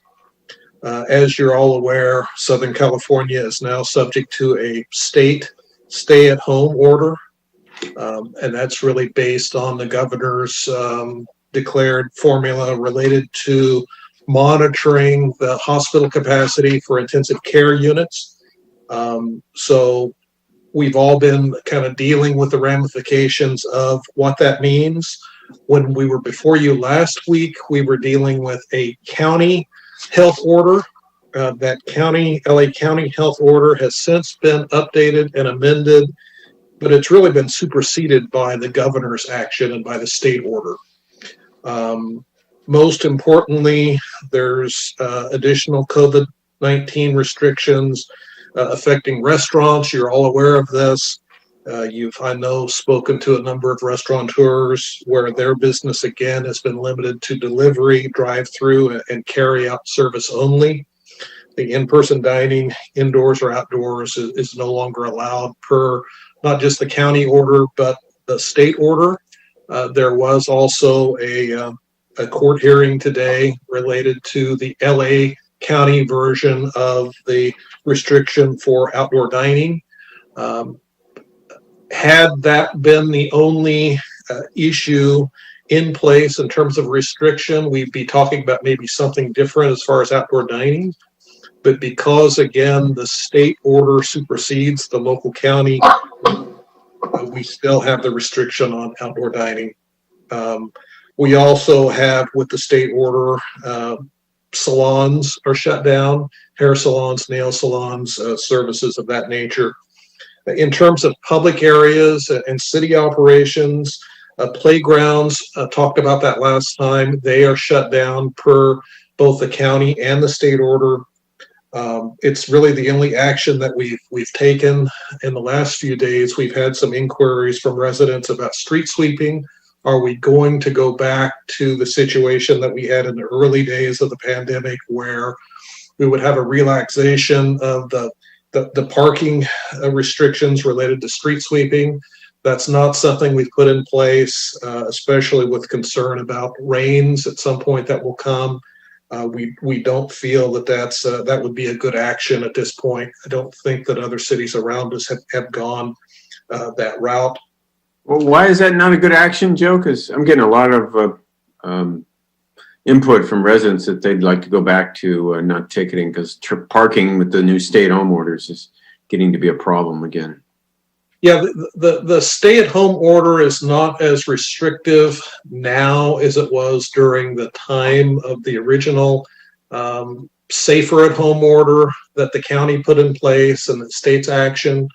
It affects certain industries more significantly, but overall, it's not the same restrictions, not as severe in terms of businesses being shut down. Well, and the main thing also is the concern about not being able to get to the curb line with the street sweeper. You're going to have the kind of the buildup of material. I suppose we could have a temporary relaxation, but at the same time, we were one of the last ones to begin enforcement again. So it's really kind of a council call, but it's not something that we're recommending to you. But it's certainly something you could give us direction on tonight. And then the other thing that we are joined by Tom Backley and Jacqueline Sun from the Beach Cities Health District. If you don't mind, that they always have good information on their desk board to track the number of cases. They also are in contact with a number of other jurisdictions. So if we could hear from Tom and Jacqueline at this point, they promise to be brief and kind of hit the highlights. Okay, sounds good. Go ahead, Jacqueline or Tom, whoever's on. Great. Good evening, Mayor, Council. We'll go quickly. We do have a deck, but we'll move quickly because you've seen some of this information. Jacqueline's going to update you on the numbers, and then I'm going to talk a little bit about vaccines here, which is going to be a big topic coming up. Okay. Good evening, Jacqueline Sun. I'm going to go quickly through some of the data. Today, it reported an additional 8,547 new cases in LA County and 64 additional deaths. These are just some snapshots from our dashboard that we track. Just want to highlight the sharp incline in daily new cases. Where just about a month ago, we were averaging, for the average of 7 days, about 1,900 cases. Today, our past 7-day average is over 8,400. So that's a almost 3.5-fold increase. just in the past month. Similar deaths, about a month ago, we were seeing about 16 deaths per day on average. For the past 7 days, today it's 43. As we know, hospitalizations are increasing across the county. Today we hit over 3,000. I'll talk a little bit later about that. This is our daily case rate of our beach cities and our South Bay cities relative to the LA County. The black line represents LA County, and Redondo Beach is in blue. This is daily new cases per 100,000. This is the past 7-day average. So you see where you're tracking as a city relative to the rest of the South Bay. I will say that there have been dramatic increases in case counts in the beach cities just in the month of November, breaking some records where total in the beach cities, we saw 488 additional new cases last month in the month of November. That surpasses September and October combined. So we are seeing some troubling metrics. And as the city manager mentioned, the regional stay-at-home order goes into effect in regions of California where our ICU availability is below 15%, and we met that threshold, I believe, on Saturday, where I think on Thursday we started at about 20%. Today we are at 10.1%. And because of that, as Joe mentioned, these restrictions are in place that supersede what's happening in the county. So you can read these here. I mean, a lot of the sectors were already closed because of the LA County safer at home order, but the additional sectors are hair salons, personal care, museums, zoos, family entertainment. We also see additional modifications in sectors where retail and shopping centers are still open at 20% capacity. Grocery stores were at 50% now, it's 35%. We see some of these additional modifications for restaurants that were already in place, offices, etc. So really quickly, I know that there's been a lot of questions about hospitalizations, and these are some charts that we have from LA County that just kind of show where our trends are headed. And you can check out the link here. It's also on our dashboard. This is LA County census for 70 hospitals in LA County, just for the ICUs. If you check this is a bar chart across time since April by week. So the bar furthest to the right is the latest week of November 29th through December 5th, where we see 28% of the census in the hospitals are due to COVID hospitalizations, where that red bar is 612 patients that are hospitalized, 43 that are suspected of having COVID. And you see at the top bar, the 96 is the currently available staffed beds. And so this is for LA County as a whole. We see that ICUs, obviously there's surge capacity. This is not a static number. This is really something that hospitals all have surge plans. But we do see an increased strain on the hospitals just from these charts from LA County. And then more localized, we've been getting a lot of questions about how are our local hospitals doing. So this is the South region, includes the South Bay, including Long Beach, Gardena, San Pedro, but also Little Company, Mary, and Torrance Memorial. So this is ICU capacity in the South region, which a total of 13 hospitals. And you see that we have 25% of the people in hospitals in the South region are COVID patients, and there are 38 beds currently available in the ICUs. Again, this is 38 beds that are currently available, staff beds that are open, but that capacity can change and shift as more need rises. So this is a new metric that's on our dashboard. Go back to that slide, Jacqueline. Go back to that slide.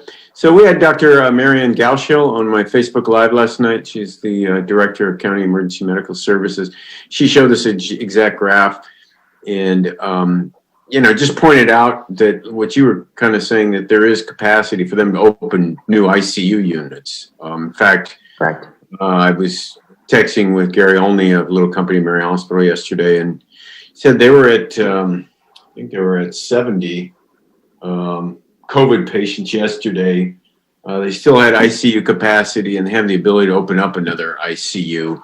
So, but they are stressed. He also said, especially staff. He said,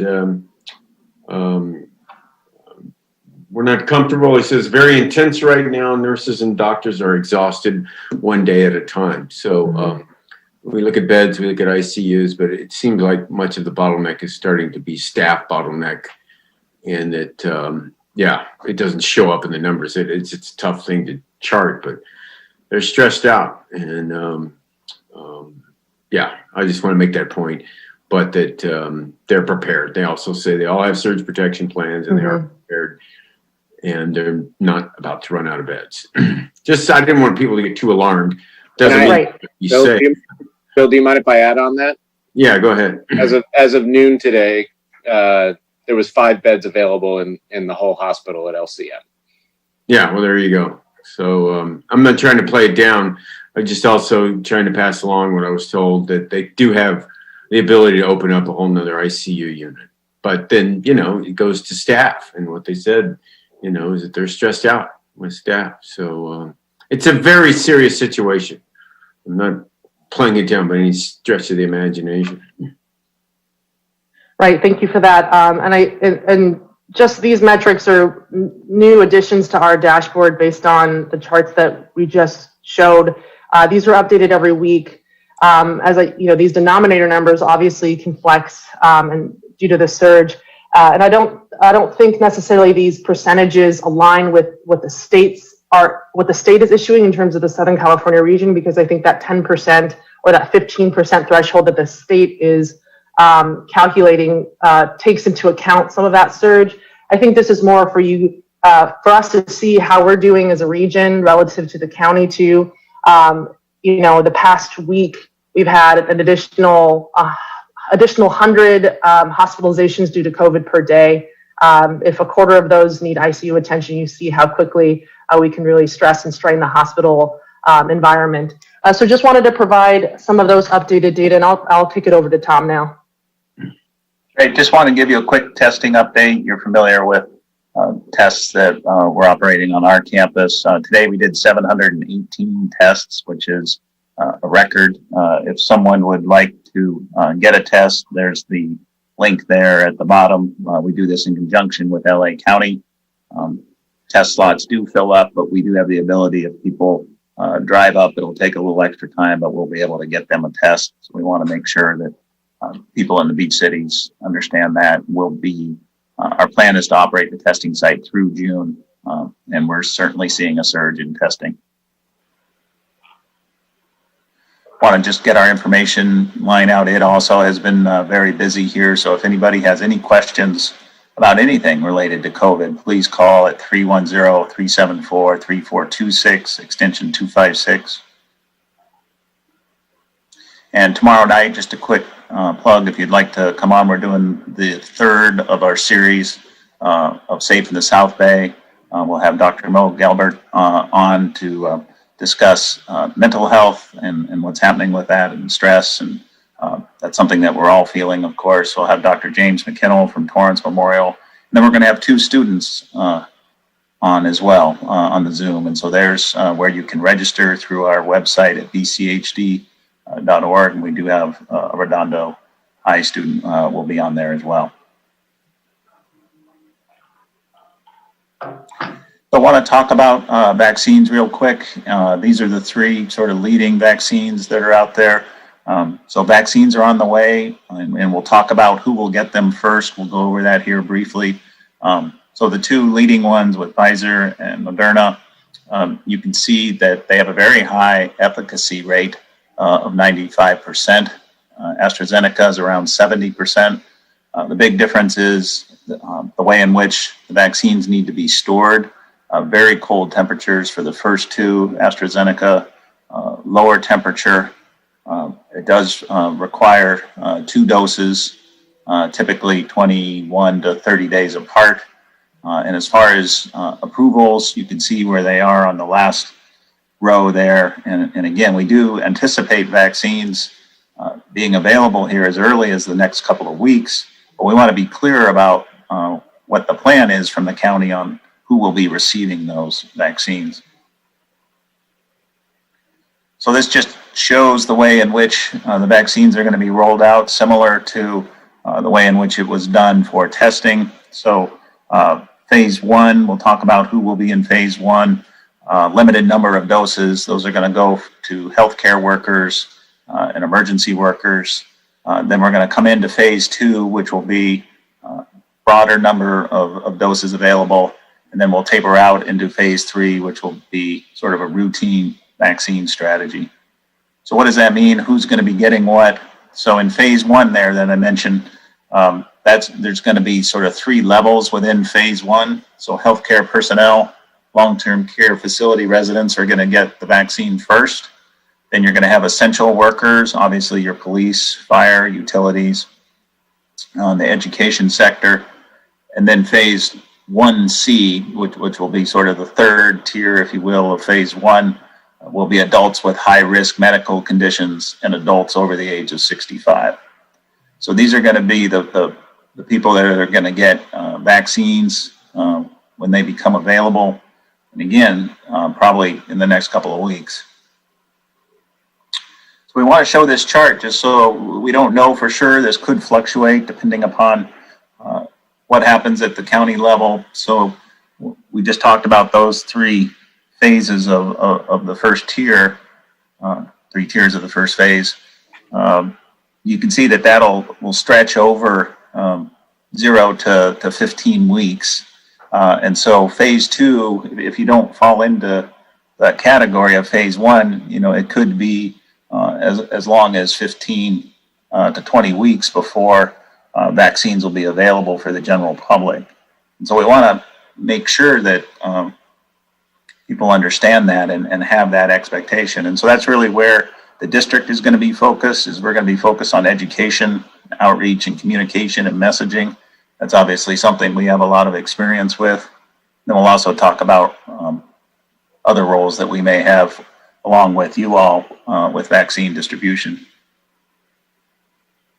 So again, we just want to, we can provide this and make sure that people know exactly who does that mean within that first phase and those 3 tiers of exactly which positions and which workers would be eligible for vaccines. And so we've provided that information here from LA County.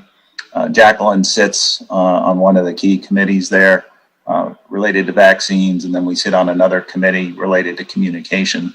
So as we get that information, we'll be passing that along to your staff and passing it along to you as we get the information. This is all information that we're just getting now, and this is the first day that we've been able to release it. So I talked a little bit about the rollout. Again, I'm not going to read this, but this gives you a sense of how the vaccines will be distributed. They're going to go through the acute care hospital setting. That'll be the initial doses for healthcare workers. Then the long-term care facilities will be supported through the federal government and pharmacies such as CVS and Walgreens. Then you're going to see different strategies for phase 1B, which will be most likely walk-up or a drive-up approach. Not certain if there's going to be drive-through vaccines. We're not hearing that yet from LA County, but then LA County is going to come in and start distributing the other vaccines. That's where Redondo comes in. You all are currently in process to be what's called an MPOD, our medical point of dispensing. And so you all are currently working on that resolution with, or MOU rather, with LA County. Hermosa Beach and Manhattan Beach are already MPODs. So that'll be extremely important when we get into kind of the second tier of the first phase. And we have experience from H1N1 vaccine distribution that suggests that appointments will be the way to go as opposed to just open vaccines that did not work well during H1N1. And so we're pressing that we try to have appointments when doing vaccines. And then last slide here, this just gives you a sense and something that Gallup has been surveying of people's comfort level in vaccines. And so you can see back in July, about 66% would agree to be vaccinated, 34 would not. You can see that those numbers started to sort of come together, and they came together in September where it was 50-50, according to a Gallup poll, as to whether or not people would be willing to be vaccinated. Here in October, we're seeing that number start to go back up to 58-42, that people would be in favor of being vaccinated. That's something that will be extremely important because a certain level of the population needs to be vaccinated in order for it to be effective on a whole. So we went quickly there. It's late in the evening, but just wanted to get you this information. I know there's lots of talk and interest in what we do with businesses, but we think this vaccine discussion is going to be really taking over most of what we do here in the next couple of months as we try to get vaccines dispensed to our community. Excuse me. Thank you, Tom. Thank you, Jacqueline. Still amazed that over 40% of people don't want to take a vaccine. I would say if you don't like the vaccine, you're definitely not going to like a ventilator. But that's something everybody's been hearing about, even just masks. It's some simple precautions we can take to put this all to an end so we can get back to our lives. And to think people don't want to do it still, I don't even know what to say. Has there been, Tom, are you exploring forming a beach cities health department, or are you guys doing any work along the lines? Many cities now, because they feel like they're falling under the purview unfairly of the county or the state or whatever, to form your own health department. Is that something you guys are looking at? Yeah, we've been researching that, and we've provided that information to the South Bay Council of Governments and provided it to our cities, to our partners. As a health district, we provide many of the services that a health department would provide. There are many that we don't, such as nursing services and many other sort of minimum level of services that would need to be provided. So it's a large undertaking. It's one that we're beginning to research. As I've stated before, that would be a longer term solution or possible way to go for the future. Not something really that we can be doing in the middle of the pandemic.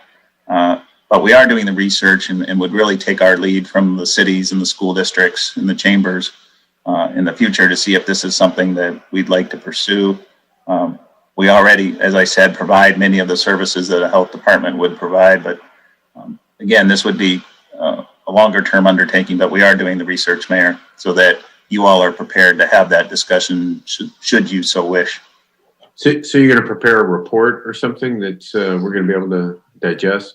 Yeah, we've pulled together what I would call more of a talking paper right now. We're also doing some legal research about what that would take and how that would work with a district such as us or coming together with a few cities. And so that is something that we're getting some legal research on, and we'd be happy to share that with Mike Webb as well.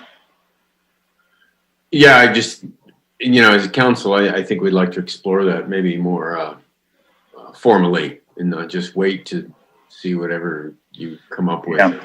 We'd be happy to take our lead from you and partner with you on that.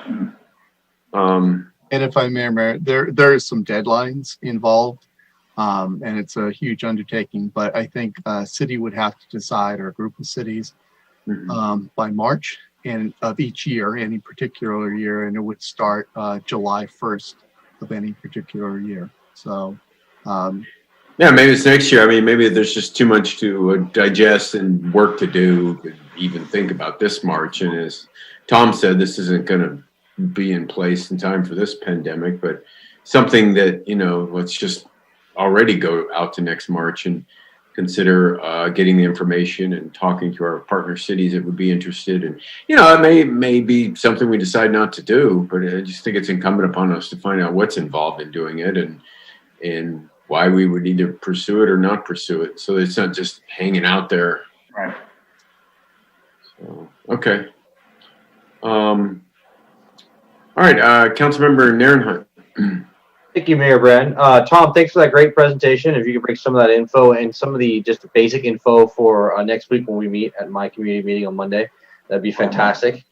Also some, programs that you guys are doing for mental health that you guys were just talking about now. That's fantastic. And, whatever, especially since we're now back in a lockdown, right? A lot of people are stuck at home. So that'd be great.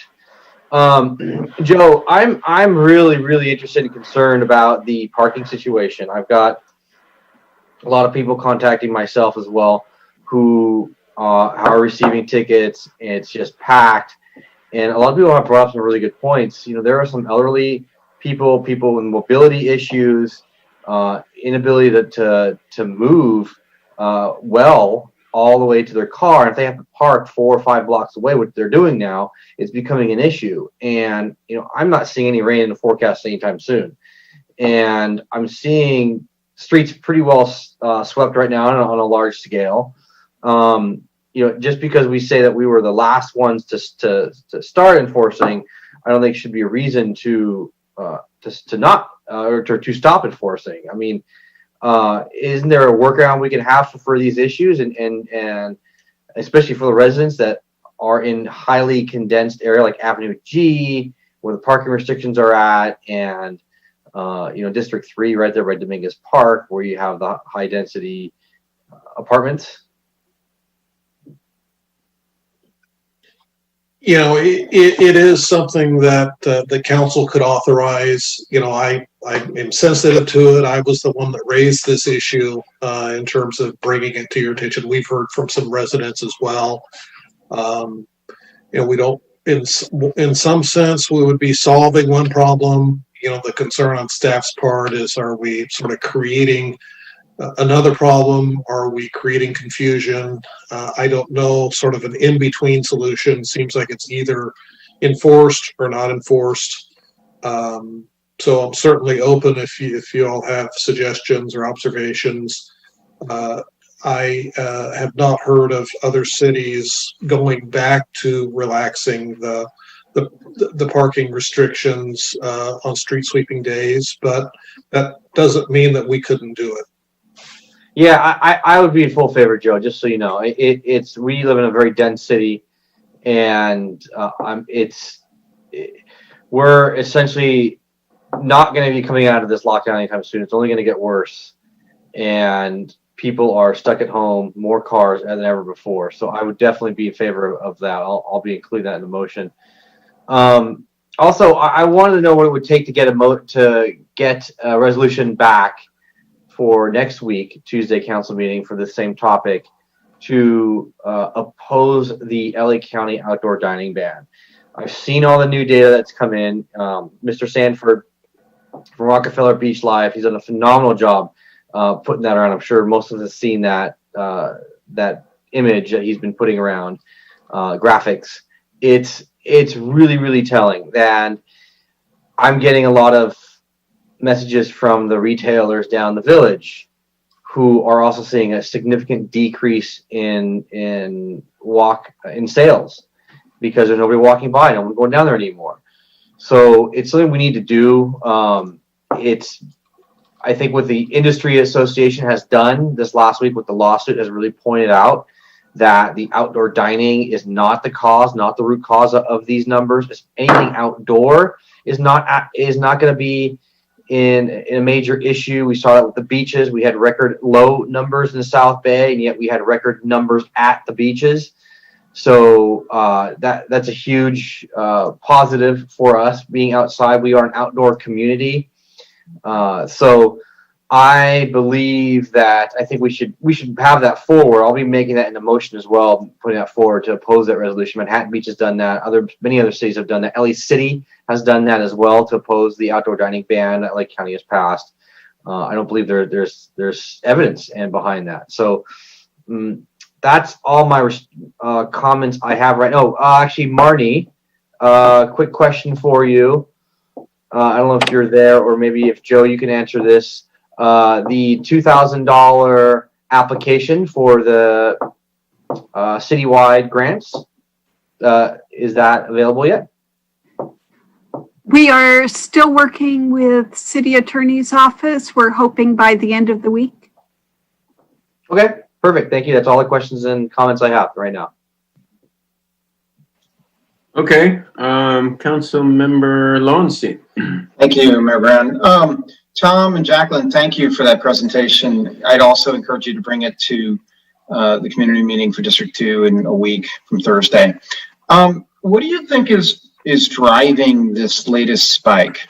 I'm not trying to ask a loaded question, but you know, to me, it would be pretty obvious that the cold weather is driving people indoors.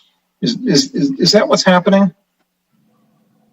Not certain, but we think that's part of it. I think one of the things that we're seeing at the county level is that the age demographic is younger than we saw in July. So we think that younger folks are getting COVID, and we think that people are gathering, and that is the reason why the county has come in with, and the state has come in over the top of the county with a different, with more restrictions. But we think it's younger people gathering more, and that's what's causing it. The virus can only transmit from person to person. Yeah. So, you know, I've been following a number of the epidemiologists. Michael Osterholm is a guy I just listen to. Whenever he's on, I'm always like, stop whatever I'm doing, I listen to what he says, because he's really, really accurate about this kind of stuff. What I've noticed is if you look at where the hotspots are, they tend to go with the weather. So, for example, the upper Midwest a month and a half ago, 6 weeks ago, Wisconsin, Minnesota, the Dakotas. Why? Why are they breaking out? Well, you know, obviously they have loose restrictions in some places, but it's also because those places get colder earlier in the year. And now you're seeing places that you know, are now going into the cold weather months. You're starting to see more people go in rather than out. I don't know if age demographics plays any role in this when it comes to places like that. But what I do notice is that I recently read a study out of Wuhan that basically, it wasn't just out of Wuhan, it looked across China. And it was determining where vectors of contagion were happening, and specifically outdoors versus indoors is one of the things they look at. I want to read you this. It says, our study does not rule out outdoor transmission of the virus. However, among our 7,324 identified cases in China, again, 7,324 identified cases in China with sufficient descriptions, only one outdoor outbreak involving 2 cases occurred in a village in Shangqiu, Henan. A 27-year-old man had a conversation outdoors with an individual who had returned from Wuhan on 25 January and had the onset of symptoms on 1 February. So this is a story that actually Michael Osterholm had talked about in one of his podcasts. 7,324 cases identified that they studied in China. 1 could be traced to outdoors. So I don't mean to be a flat earther and say I don't believe science. To the contrary, I really do believe science, and I focus on data. The thing that kind of bothers me about the outdoor dining prohibition is we are encouraging people not to be outdoors. We're encouraging to take away and perhaps bring them indoors and gather indoors. And I think we're making a mistake by doing that. I'm not saying you're doing it. I'm saying the county might be doing that. And with the best intentions, but I think, you know, we've learned a lot. We made a lot of mistakes along the way. You know, things like, oh, this is being transmitted via surfaces. Almost very few cases they found have actually been transmitted via surfaces. We learn all along the way. And I think one of the mistakes you could make is on a day like today that's 79 degrees, and we're saying people can't eat outdoors, and we're forcing them indoors, you know, to do these type of things. I think we're making a mistake by doing that. The other thing I think that we need to think about here is, and don't get me wrong, I've been really supportive of the indoor, the ban on indoor gatherings and indoor eating establishments. But I think we're making a mistake. And I also think that, you know, I'd love to hear your thoughts on this, but, you know, we need to not only protect physically vulnerable people, we need to protect economically vulnerable people. And, you know, the argument early on was, you know, this is going to drive people to suicide. Well, you know, maybe there's a cause to that, maybe there is not. But I do know that without any type of federal assistance that we're not getting from DC, people are really suffering. Wait staff, bus people, cooks that are being laid off, and the damage has been done. I don't want to make it any worse than it's been, especially if we don't have data to support this. So I'd love to hear your thoughts, Tom and Jacqueline, on this. Yeah, we've talked about the push and pull between the economy and safety. You know, we've seen that early on, right? With the when the virus first kicked off, it was all about health. What we were hearing from people was safety, and economy was less important. Then we started to hear about the economy. We started to reopen maybe prior to when the health officials would have felt comfortable doing that. And then we had the surge in July. It's kind of been back and forth. For me, I think we're at a point where people are not behaving in a way that is keeping this virus from spreading. People are gathering, whether it's indoors or outdoors. People are not following the guidelines of LA County in this case, and it is spiking. And I think we're really at more of an adaptation standpoint where I don't know that we're going to be able to change behavior when people have not been complying now. And so we're really at an adaptation, and the way we are going to adapt is through the vaccine. I mean, I just don't know that we're going to be able to stem this spread simply through behavior. We've been trying that. I think the way to do it is to adapt, and that's where the vaccine comes in. But I think we still need to do the things that we know that keep this virus from spreading, and try to balance that with keeping the economy going and keeping mental health at a high level. So we've been trying to do that with the chambers. I think the Safe in the South Bay program has been successful. Again, this is something that's up to us and our behavior. I don't know, Jacqueline, if Jacqueline has anything to add. Or Yeah, I mean, I think your point is well taken in terms of, risk tolerance and what are risk behaviors, what are things that are more risky and what are things that are less risky. And I think that something that's resonating with me is just in terms of what's risky, right? Being in close proximity with people that are not in your household without your face covering. And unfortunately, in certain outdoor dining situations, that is what's happening, right? You don't have a face covering on. You're maybe eating with a friend, or even if you're with people in your household, you still have that potential to spread. And so I think that and especially the messaging that we're getting from the county is that when transmission was low, that's a risk that we were okay with having, right? But when numbers are spiking the way that they are, and it's just the increases that we're seeing, the speed at which this is spreading right now is it's pretty alarming. And I think that when we have transmission rates as high as they are right now, we don't really want to risk being in situations that are going to put us in places where we're going to be in close proximity with people without our face coverings. Yeah, and I understand that. I mean, but to Tom's point, the behavior is not changing; it's getting worse.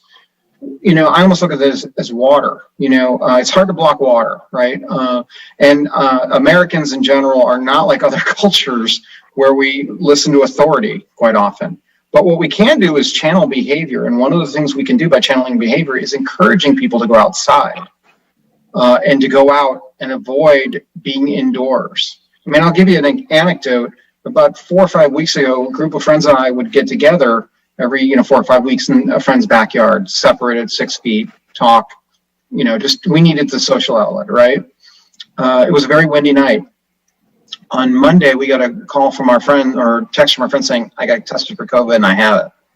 And of course, we all went and got tested. And thank you, by the way, I got tested at Beach Cities. You guys did a great job. Thankfully, we were outdoors. And thankfully, we were separated. Maybe if we were eating together outdoors, it would have been more risky. But thankfully, we were outdoors and we weren't indoors at somebody's house. I thank God that I didn't split an Uber with this guy. And I thought about doing it on the way home because I would for sure have gotten it.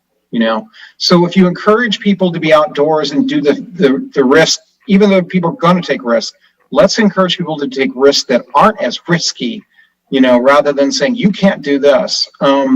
Again, I listen to a lot of people there's been a lot of bad behavior. I wear a mask whenever I'm indoors in a public place. I don't even take any exceptions. Maybe, we can figure out a way to still, not just for economic reasons, but for wellness reasons and mental health reasons, let's encourage people to be outdoors and out getting sunshine. I look at old pictures from the Spanish flu, and where did they treat people in field hospitals? Outdoors, because they knew that sunshine helped and that they weren't breathing the same air that they were breathing indoors. And if you see that, I just think that's, we need to think about this and channel the right behavior, because people aren't going to listen to authority. It's very clear. So anyway, that's just my little soapbox. I hope we can come to some type of conclusion and get over this soon. So thank you. Okay, Councilmember Horvath. Bill, I'll wait to go. I see Alex Jones waiting in the room. He's been there for a while, so I'll go to public comment if it's okay with you first. Or Alex Jordan, not Alex Jones. Yeah. Let me, before we get started on that, let me share my screen. Hopefully this works. I had Alan Sanford's data up, although seems I've lost it. Give me 1 second here. And I think it's helpful to look at this type of data, although I don't know where it went now. I just had it. Give me 1 second. Just give me a second here, you guys. And we'll be able to show it again. And it's helpful when we're looking at this sort of thing to look at the data, as we've been saying all along.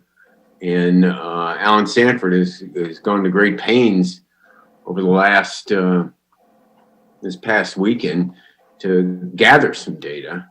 So let me see if I can share that screen. And the data that he's gathered from his restaurant tours that he knows, including his restaurants, where it shows, just cut right to the chase, that they had 1,440 workers work 1.3 million hours, and 50 of those workers became infected over, what is that, May, June, July, August, September, October, November, 7-month period. And there was no surge during the summer when we had outdoor dining going. So there's a lot of theories about why this latest surge is happening. I think you can just see it from the cold weather and people moving inside. It started in the northern part of North America and Europe. And now it got colder here and you started to see it here. I understand, the numbers are exploding. And I was talking to the council members in Long Beach. They have their own health department and they're getting ready to go to stricter lockdowns, and they have their own flexibility to do that. So it's, it's not an easy problem to solve. But I do think it's important that we look at the data. We do understand why we're doing what we're doing and whether to continue it. So I think this is important data. The judge today said that he's not going to allow the county to continue with their ban on outdoor dining if they don't bring forth some data. So he's not going to extend it. They got a 3-week time to ban outdoor dining. It was a close vote at the county. It was 3-2. And just on outdoor dining, I didn't hear anybody that wasn't supportive of the rest of the county order. But that outdoor dining, there really was no proof that was causing it. And now you're starting to see the Restaurant Association and, just small collection of groups like Alan Sanford put together to show that in that case, as workers, who would be more exposed than the workers? A very low infection rate. And now the Restaurant Association is coming out that the spread among patrons is very low, or consistent with the rest of the community, so that outdoor dining is not causing it. And, I would support a resolution just opposing that portion of the county health order because the damage is being done to our community and our economy, and without the proof that is what's contributing to this surge. There's just no proof that it's contributing to the surge. Even though, the numbers are skyrocketing, I don't see the correlation. It's just a shotgun approach that's doing great damage when we can take a little bit more strategic approach after learning from what we've experienced. And I think that's one of the things we should be learning from. And and allowing that to operate safely. I saw some of the outdoor dining that was not safe, and I did not go in there. It was too close together, and I saw masks falling down off of the waiters and people yucking up a little bit too much, too close to each other, and I just didn't go in there. But for the most part, I thought the outdoor dining was safe. So anyway, I think we should follow the lead of Manhattan Beach and some of the other cities and pass a resolution opposing just that portion of the health order. And talking again to Alan Sanford, he shut down both Rockefellers in Hermosa Beach and Manhattan Beach, even though Manhattan Beach had that unique way of converting it to public space and allowing tables to be out there. The problem was you couldn't serve alcohol, and it was not economically feasible for his restaurants anyway, and probably the rest to operate without the ability to serve drinks, just continue to maintain everything at a great cost. So he shut down his restaurants in Hermosa, Manhattan, and is keeping it open in Redondo. But we'll see. So that's my 2 cents worth. So now we'll go to Alex Jordan, who's had his hand up for quite a while. Alex, I can't wait to go back and have another John Wayne special. Yeah, but we're going to have to get a handle on these numbers first. So go ahead, Alex. Okay, can you hear me? Yeah, we hear you fine. Okay, great. Thanks very much for having me. Let me speak at the meeting. Wow, it's a lot of information I just digested by listening to everyone for the last couple hours, especially the last half hour. Economic distress, mental health distress, they go hand in hand. If you don't have a job and you have no income and the government's not helping you, that causes people to have mental stress. I had 25 employees in January, February. I have 11 now. Now I have 0 because the county shut me down. And we have followed the protocol all the way through. I mean, they have sent out, many changes to the protocols. We're following them very strictly. The outdoor dining thing is just, it's just wrong. There's nothing backing it up. There's no medical proof. I mean, you've had the discussion. The judge decided today. There's just nothing backing it up. My big issue that I have right now is that the county health department shut me down because I didn't actually have outdoor dining. What happened was I knew they were coming Friday. I stopped serving outside. I just had to go. But people wanted to get their food to go and protest. And in their protest, they sat in my patio at their own, at the tables and ate their food out of their to-go boxes. We didn't serve anybody. We didn't clean up after anybody. And still the health department came and closed me down. I'm going to have to fight with the health department now about that because obviously the judge's ruling today might change that. And they're going to come out Thursday, re-inspect me, and hopefully we open up again Friday, at least for takeout. I hope you do pass a resolution, agreeing to have outdoor dining. It won't change anything because the state is still the state. But one of the things that Manhattan did was they put they made the public property, the city property, they took ownership of it. So if I put 5 tables spaced out properly, like we always have, out on city property, and people want to sit there, the county really couldn't come after me. They came after me because my tent was on my property. But if I put a few tables out for people to sit on city property, they would theoretically have to come after the city and not after me. And but I don't know if here's your opportunity to tell me whether that's something that you're going to back up or whether I'm just fooling myself.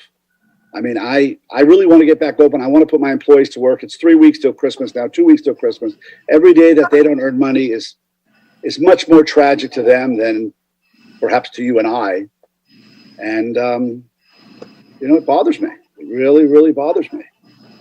And as much as I get the numbers are terrible, I'm not a COVID denier in any way, shape, or form.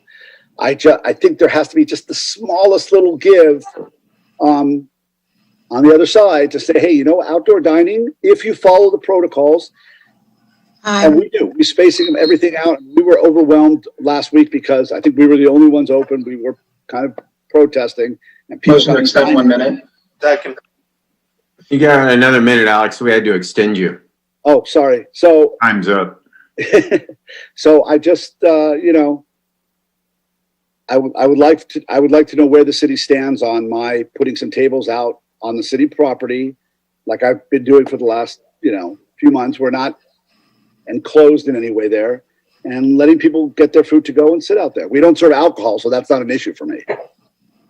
We're a diner. We're only open during the day when the sun is out, you know, the breeze is blowing, and it's a beautiful, you know, 65 degrees out there. Are you talking about the sidewalk, Alex? What city property are you talking about? The sidewalk. The sidewalk. So- It's from the Carnelian side there. Your tables would be blocking the sidewalk? No. The sidewalk is a wide sidewalk. I've had tables there, and there's still 8 feet between the chairs and the building, so there's plenty of room for ADA and all that other stuff. I've sent pictures and diagrams to the city prior to my putting them out there, however many months ago. I mean, I don't have room to really put like they put those little parquettes in the street. I don't really have room because the street is just not conducive to that. So I put one row of little tables on the sidewalk. How many tables? 5. 5 tables. Okay. Yeah. Well, something we'll consider. Alex, thank you. I'm in favor of it. I'm in favor of outdoor dining. It's done safely. I don't know how the county feels about what they're doing in Manhattan Beach, but I'd like to follow their lead if it's okay with them. Personally, that's me. Mayor can't make a motion, so it'll be up to the council. Thank you, Alex. Thank you. Appreciate it. Any other public comments? Yes, we have 2, I think we have 2 e-comments. Vicky? Just give me a moment. I'm sorry. I refreshed my screen just now. Okay. Actually, we do have 1 comment submitted under e-comment, and it's from Grace Peng. Regarding street sweeping and parking, given that the particulate air pollution makes COVID deadlier, we should sweep our streets to the curb. And she includes a URL that's posted on our website. During the first lockdown, like a good scientist, I ordered a home air pollution sensor. I moved it around my home, including a window facing the street. Every time a car drove by, a pull of PM2.5 was released into the air. PM2.5 was also elevated on windy days. Cars shed particles, especially tire and brake dust. Cars then crush the larger, less dangerous PM10 into smaller PM2.5. When the street sweepers were unable to reach the curb, particulate pollution was higher. Let's not repeat that mistake. COVID is more prevalent than ever before. It is not onerous to ask people to move their car off the streets once a week so that we can protect public health. And that concludes the comments. Okay. Councilmember Horvath. Yeah. Thanks to Alex for calling in. I know it's been an extremely frustrating process for him. We spoke a lot early on back in the summer.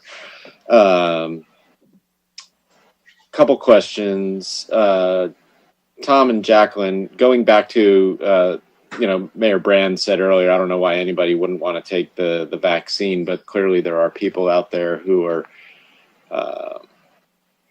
anti-vaccine for a variety of reasons. But I'm just wondering, is there any information you can share with people out there as to why they shouldn't necessarily be afraid of potentially taking any one of the vaccines as they become available to their particular demographic, based on the phases? Yeah, that will be part of our education and outreach that we're doing right now. So we're just beginning that, but that is going to be our focus here in the next couple of weeks, to get information out so that people can make that choice and be informed in their decision. And I think, as you saw from that graph, it kind of fluctuates depending upon what's happening with the efficacy rates and what people are seeing as the vaccines get more developed. But that is something that we're going to be pushing with our outreach. Jacqueline, I don't know if you have anything to add. Yeah, I don't want to get ahead of the FDA approval or emergency authorization. I think that there's a lot to be learned, and I think that there's a lot of information to get out there. Obviously, there's, the protection that the vaccine can offer against COVID is paramount, but also, just comparing that with some of the risks of getting COVID. Obviously, some people don't have symptoms, but there are long-term effects to this disease that we just don't know. We don't have a clear picture of what that is going to be. So I think that there's still a lot of information that's coming out. Obviously, vaccine hesitancy is to be expected, but the way in which the trials have been conducted they've gone through all of the safety and efficacy and the things that they need to do in addition to, so the way that, the FDA is meeting on Thursday to talk about this application and issue a ruling. And after that, the ACIP, so the Advisory Committee on Immunization Practices will make a determination.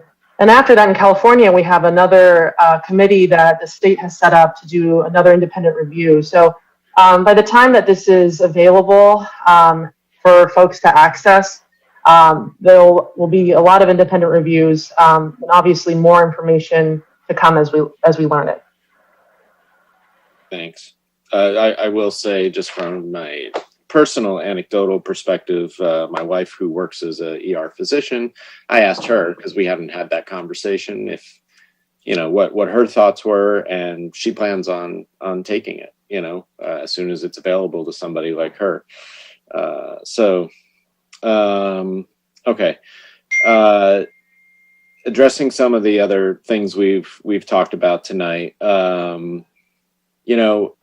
I think it's, I want to say right up at the top of this, I am not happy about the effects that this has had on our local economy, our businesses, our employees. It's affecting a lot of people in a variety of ways. I don't want to see our restaurants suffer or close or in Alex's case, as he talks about, having to lay off employees or not pay employees, especially around the holidays. Nobody wants to see that. Definitely not myself as a small business owner.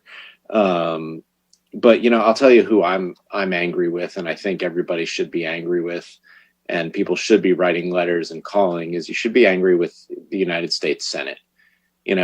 Back in June, you can roll your eyes.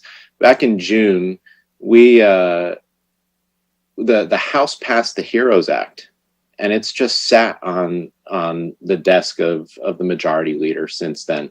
And it's come back multiple times and in different iterations. And, those monies, we can't do anything here at the local level. We've done some small stuff with CARES Act money, but the simple fact of the matter is that these businesses, resident people, individuals, cities, municipalities, could have benefited from monies coming from the federal government, and the inaction by them has hurt everyone on multiple levels. And so, that's where my anger goes on a daily basis, because they still have an opportunity to do something and they still haven't. And the thing is, we all knew. I mean, Councilmember Lowenstein talks about Dr. Osterholm. We've talked about him multiple times over months here. They were predicting this back in the summer. This shouldn't be a surprise where we're at right now. This was predictable, right? And so makes me even angrier because from a business owner perspective, knowing what was coming and not having those resources, from the federal government to fall back upon or to use, that's frustrating. The fact that people are unable to continue with unemployment, the fact that people have the potential of being evicted by the end of the year. I mean, there are a ton of issues that have not been addressed, and it's something that a local city council can't do. And we could pass a resolution just like Beverly Hills did, but at the end of the day, if we go into the stricter lockdown like we had earlier, that resolution is meaningless, right? Because then nobody's going anywhere. So I agree with Councilmember Lowenstein. Being outside is great. But like I've said before here too, when we're outside or walking around, we're still wearing a mask just because, people had mentioned in one of my early community meetings, people who have health conditions that when they see people walking outside with masks, it scares them to go outside, right? So, so being outside's great, but I think Councilmember Grand said it last week, right? You can still go and support your local businesses, and you can still get takeout dining. We did it from El Gringo the other night for my kid's birthday. And still support the business, and then just go home, and eat your food at home. I think, this whole outdoor dining thing, there's just been a lot of mixed messaging. It's been happening, all year as a result of this. And I think that's why we're seeing issues. I will point out, I looked at Alan's data, I talked about it, and the one thing that was not, at the bottom of his sheet, he talked about transmission from employee to employee or employee to consumer or whatnot, but the one thing that wasn't on there was consumer to consumer. And Councilmember Lowenstein kind of was starting to address that. But, even with that data, that he was sharing out of China, I think that's where the public health officials are coming from on this issue, right? And Jacqueline was trying to address that. Numbers are spiking, infections are growing, at a more rapid rate. If you look at those charts Jacqueline showed, than we've experienced to date, throughout the entire pandemic. And so when I see people out at those outdoor dining areas, sometimes they are families or a couple, but a lot of times they're parties. I see people posting pictures on Facebook of, hey, we're outside, but here's 20 of us sitting around, and we're not just eating, now we're taking selfies together, and we're, so spread happens. It can happen outside, just, in the same way it could happen inside. It's just, there is a much higher chance of prolonged interaction indoors where it's possible. So, I'm grateful that Councilmember Lowenstein was not exposed, when he had his outdoor, scenario. But had he been sitting around a table, right, eating, he kind of, right, if had he been eating around a table, that could have been different than being socially distanced and hanging out, right? So, I don't know that at this point, I don't know if this resolution does come back, if I can support it, because I will just repeat something I said early on to each of you. I feel like our job here is to ensure public health and safety. And right now, the way the numbers are going, I have no desire to put any potential business owner, business employee, or potential resident in harm's way by supporting something, even if it goes against, my basic tenets as a business person. I would be concerned about sending a mixed message to people when they should be hunkering down a little bit more and taking care of themselves and ensuring that they are not contributing to the spread. So that's it. Okay, thank you, Councilmember Horvath. Councilmember Narenheim. Thank you. Is Mr. Webb available? Michael? I got a question for the legal department regarding public right-of-way and I guess putting stuff out there, going through the village, and knowing what we dealt with that. There was a whole program in place, and liability and paperwork, so on and so forth. Manhattan already had something like this in place. I'm assuming that liability-wise, we would need to have sign-off insurance and things like that. Yeah, and Manhattan, according to the Daily Breeze, already had visitors from county health. We can't. If you try and do a workaround, that doesn't stop the county health from saying that the restaurants are responsible. So, for example, if it's their chairs, if it's their table, with the village, we got specific we got a specific waiver from the Coastal Commission. And, that wasn't for public seating spots. And I don't know if they would extend that waiver, which would be in violation of the state order. And of course, there's always the issue of liability if according to the Breeze, and it will be, I guess, in tomorrow's paper, that from a notice from County Health, they thought that the city was also in violation. So who was in violation? What else? The city was, as well as the restaurants. Okay. And that's not to say we won't look at it if that's we absolutely will if that's your, if the majority of you give us that direction, but it's not a simple thing. And I'm really worried about us setting something up that ends up getting the restaurants closed if they follow it. What if somebody were to take their private chair, like a beach chair, and put it on the parkway and sit on the parkway and eat their food? Or, we can't stop that. It's temporary, right? It's like they're at the beach or at the park, right? Yeah, but it depends on, again, how you set up the rules. And it would depend on each different area. The rules that apply in a park are different than the rules that apply on a sidewalk, for example.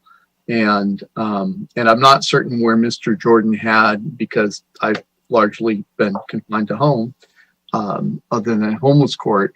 I don't know where he had set up the tables, if it was on the PCH side, which is its own problem, because that's controlled by the state, not the city. Yeah.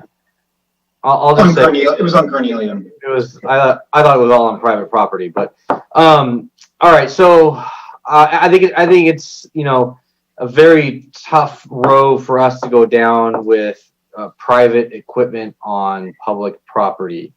That's there all day long. There's too many hurdles right now in the short term to deal with that.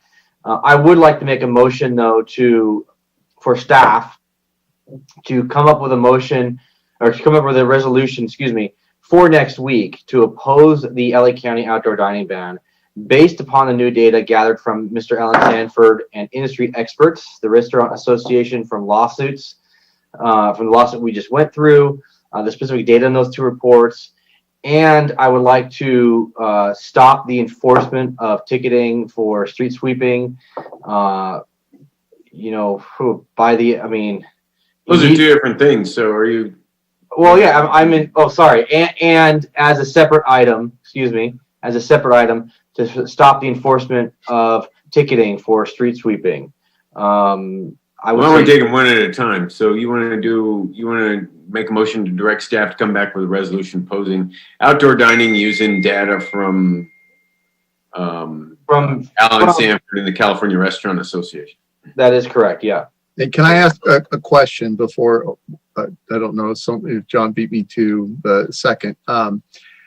So even though the Restaurant Association won, it was a little bit of a Pyrrhic victory, because the judge noted they still can't do it because of the state order.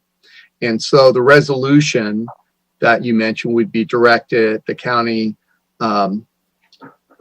opposing any further extension, because the state order is for 3 weeks, and I think the county order ends like the middle of this month. Do you also want the resolution to oppose the state ban as it applies to outdoor dining? Because yes, I would say that absolutely, because if we oppose something at the county level and the state does exactly the same thing at the state level, it's the same thing. So yes, I would agree with that, to have that in the clauses.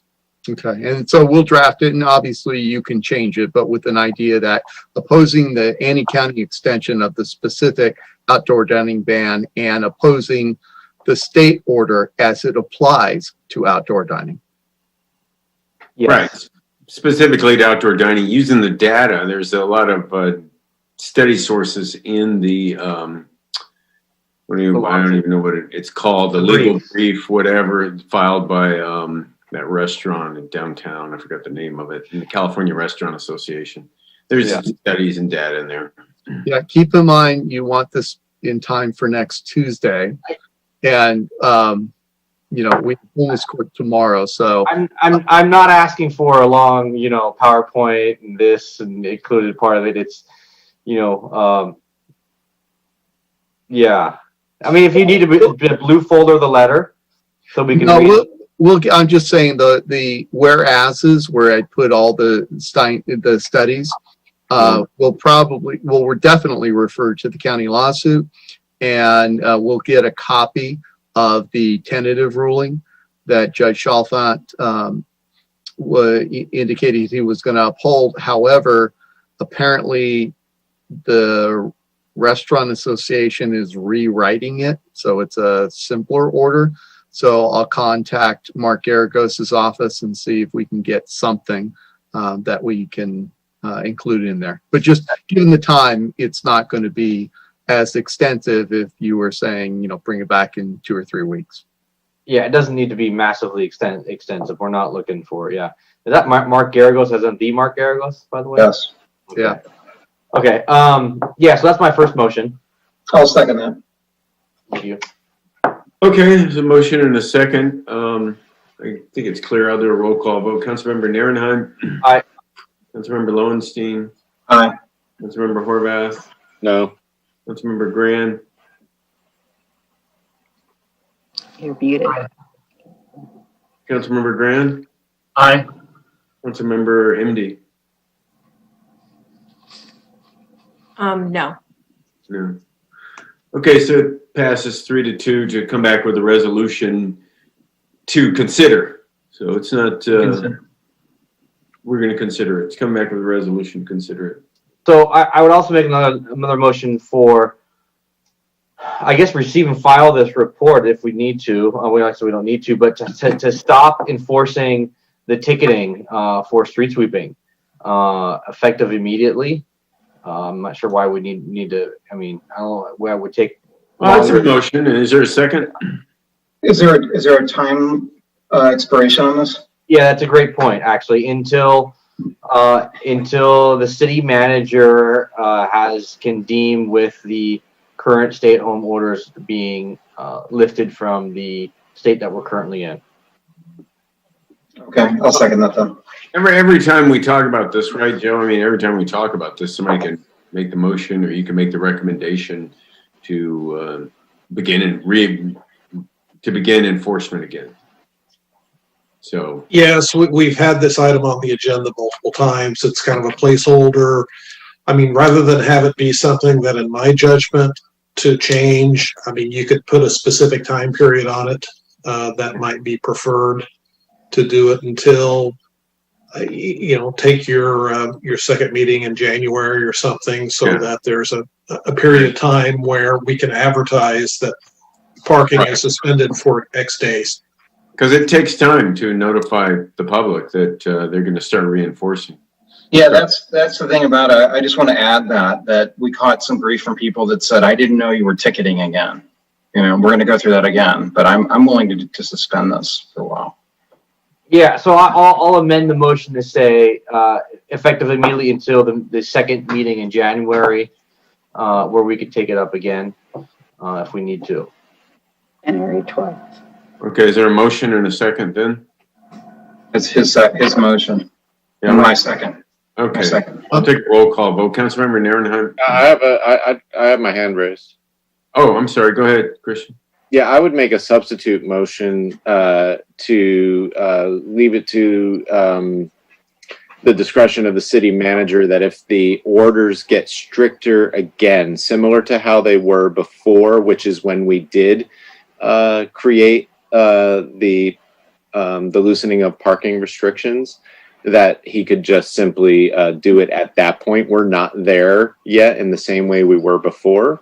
And then we would just reevaluate when to reopen based on the loosening of those restrictions. But I wouldn't That's what I would do, because I have only gotten one email in the past 3 weeks about this. So your substitute motion is from my to, district. I'll second that. and the substitute motion is to give the city manager the flexibility just to enact it if further restrictions are implemented, warning that's similar in warranting where we were before, those really strict stay-at-home orders. Yeah. Okay, and there's a second. All right, any more discussion? I'll take a roll call vote on the substitute motion. Councilmember Narenheim. No. Councilmember Lowenstein. No. Councilmember Horvath. Aye. Councilmember Grand. Aye. And Councilmember MD. Aye. Okay, so that's what'll happen. Anything else, Councilmember Narenheim? I'm good, thank you. Did you want to speak again, Councilmember Horvath? No. Sorry. Okay. All right. Anything else on this issue? Okay, so we're coming back with a resolution to consider and voting for opposing the outdoor dining ban at the county and state level. Anything? Okay, so I guess that's it. Anything else, Joe? Just gonna move on. Nothing else for me. Okay, I think that's it. Let me get back to my agenda here. I took longer than I thought. So, Mayor and Council items. Councilmember Narenheim, you have any items for staff?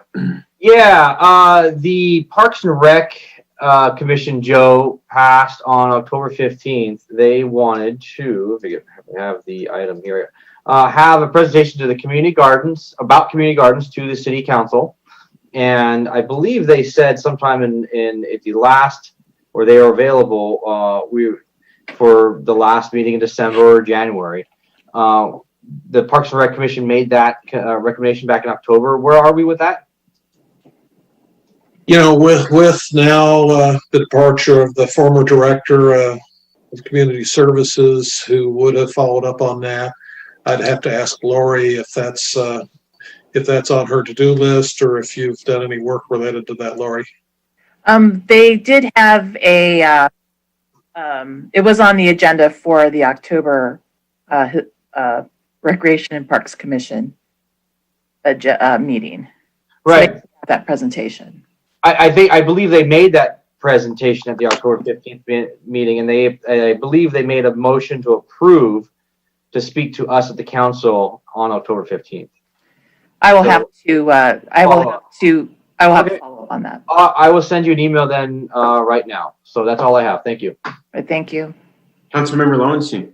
Yeah, I was going to say the same. I'd like to see a presentation about it because I think it's, it's high time.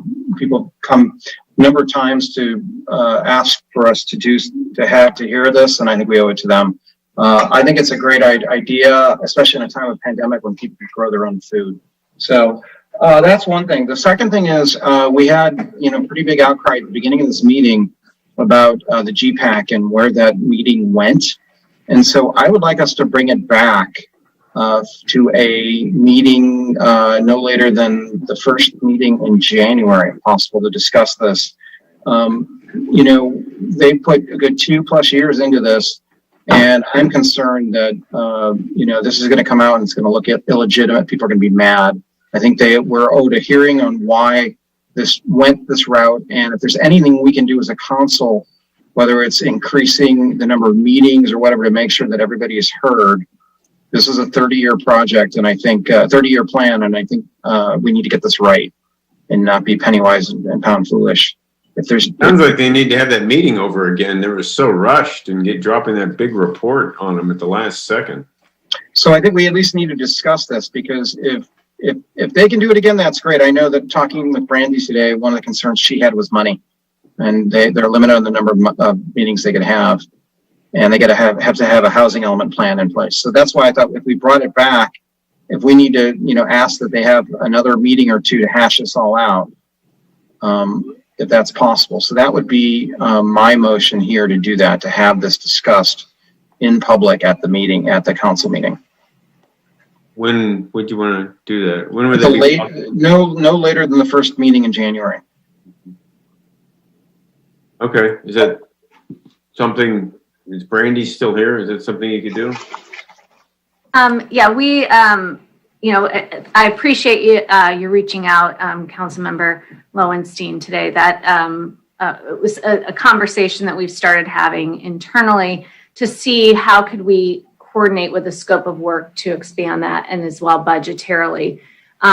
So we can't. We'll work towards that. It may be the 12th. Just because That's the second meeting in January. Yeah. But definitely we're already starting to have that conversation internally here. So have an update to us. Is that what we're talking about? Okay. And alternatives for how could we fund or expand that scope if that's the choice of council. Fund or expand the scope. I don't know what we're talking about. I thought that's what they were doing, is determining where to allocate our RENA allocations. No, the scope of work for the contract for the You mean have another meeting? Mm-hmm. Just to have one more meeting?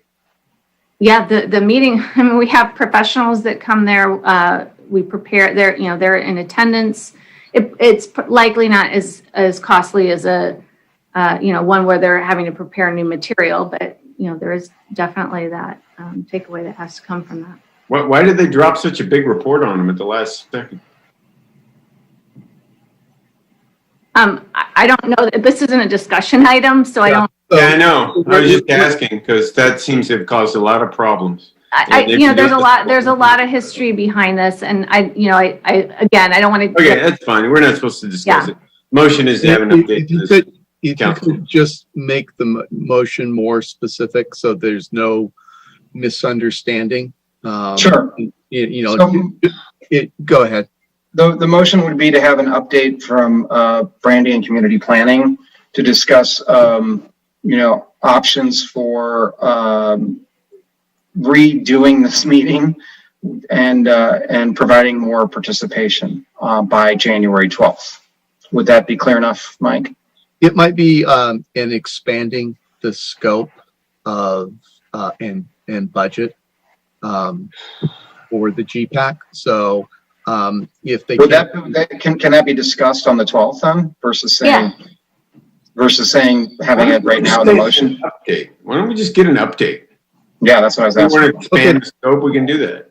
All right, that will just take longer is my concern if it's not agendized as the budget motion, but you're saying it would take longer because we'd have to come back to approve a budget modification is what you're saying.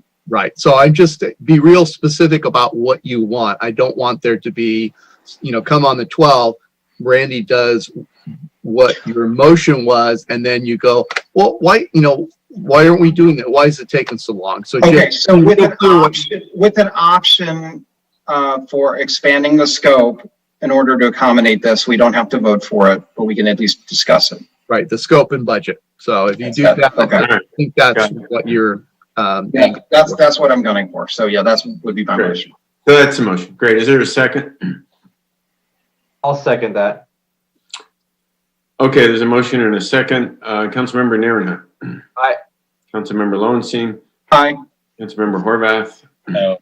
Councilmember Grand. No. Councilmember MD. No, and just to tell you, I get where you're going with that, but this isn't the way to do it. So we can have to. You've effectively killed. This is gonna be on you guys. I can't believe you. We're going to have a discussion about it. He's absolutely right. It will be on us because it's going to come back to us. See what happens. Discussion. It's all coming back. We had the discussion. Councilmember Horvath, you have anything? No, thank you. Councilmember Grand. Nope. No, thank you. And Councilmember MD. I do. I have. I'm getting a lot of complaints about the U.S. Post Office again, and one of the heartbreaking stories is I have.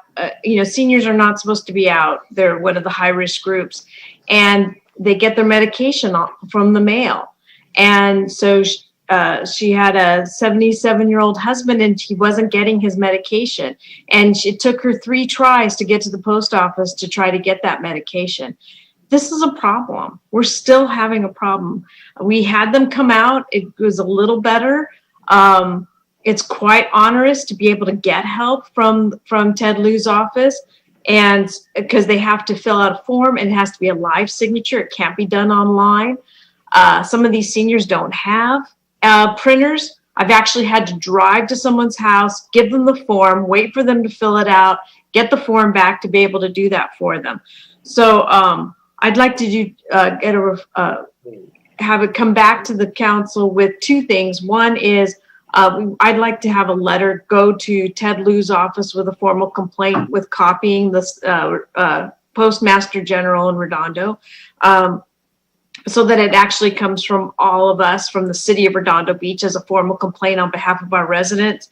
And I'd be open to having us, let's just say it, and I would like to invite the Redondo Postmaster General to come back. I'll second that. Okay, I think that's clear. I'll do a roll call vote. Councilmember Nierenheim. Aye. Councilmember Lowenstein. Aye. Councilmember Horvath. Aye. Councilmember Gran. Aye. And Councilmember MD. Aye. Is there a date with that, by the way? Whoops. I did not make that a date by middle of January. I think that's the earliest you're going to be able to coordinate that. We're all going to have to say it. That Right. sounds doable, Joe. That sounds doable. Thank you. Anything else, Councilmember MD? No, thank you. The one issue I had is the lighting at the walk path down to the walk path on Nob Hill. I walked with our Public Works, Ted Simon and Andy and Mike Klein, and got the complaints that it's very dark there, and a lot of elderly people use that in the morning, and it's a tripping hazard, and it's very dark, very dark. It's very popular. Some lighting. So I guess it would be good to, I'm not quite sure. They said that it would have to come back, or they would have to be directed to study it by the council. And it seems kind of, I mean, it's pretty straightforward, but it seems like making it a two-step process where you come back and have a discussion and then you tell them, yeah, go look at it. So I'm not quite sure, Joe. That the problem is there's some lighting. It's not expensive that we would have to consider. So maybe it is an item to come back and have some discussion. Let them do some preliminary work and come back and say, yes, it's dark. Yes, this is a lighting we could do. But it really would take a motion from the council to direct staff to come back with after preliminary study on what could be done to improve the lighting in the access ways from the Esplanade down to that bike path. All three access ways, I believe, or all. Let's just say. I think there are three. There are three. Yeah. So I will make that motion for all three of those access ways. I've had the same complaint a couple of years ago, and we didn't get much movement on it. So that'd be great if we can next get that looked at. So it's a minimal amount of work, Joe, to have them come back and just say what could be done. They already know. They just have to put in a formal thing, and they would cost a certain amount of money, and we would have to decide whether to move ahead with it or not. So if I could ask Ted, I know this is not on the agenda, but Ted, in terms of follow-up, would that just be an informational report? Would that be a budget amendment? What would we be bringing back? Thank you, Joe. We could bring back informational an informational report. There would definitely be a budgetary concern. I think when we walked it with the mayor, a couple of the concerns that we had is the precedent that this may be setting, but space constraints as well, where Nob Hill had some public right-of-way that may have been available. Others did not. It had private properties. So I think it's a little bit more than just an assessment of the lighting. It's the ability to implement the lighting, and then obviously the cost of implementing such a program. So I think we can bring that back as informational, identify some preliminary costing elements, and if that becomes something to pursue during budgetary times, then we can definitely pursue it that way. But there were simpler potential fixes too, like just putting reflective tape down on the different steps. So that, a comprehensive list of options included that very simple.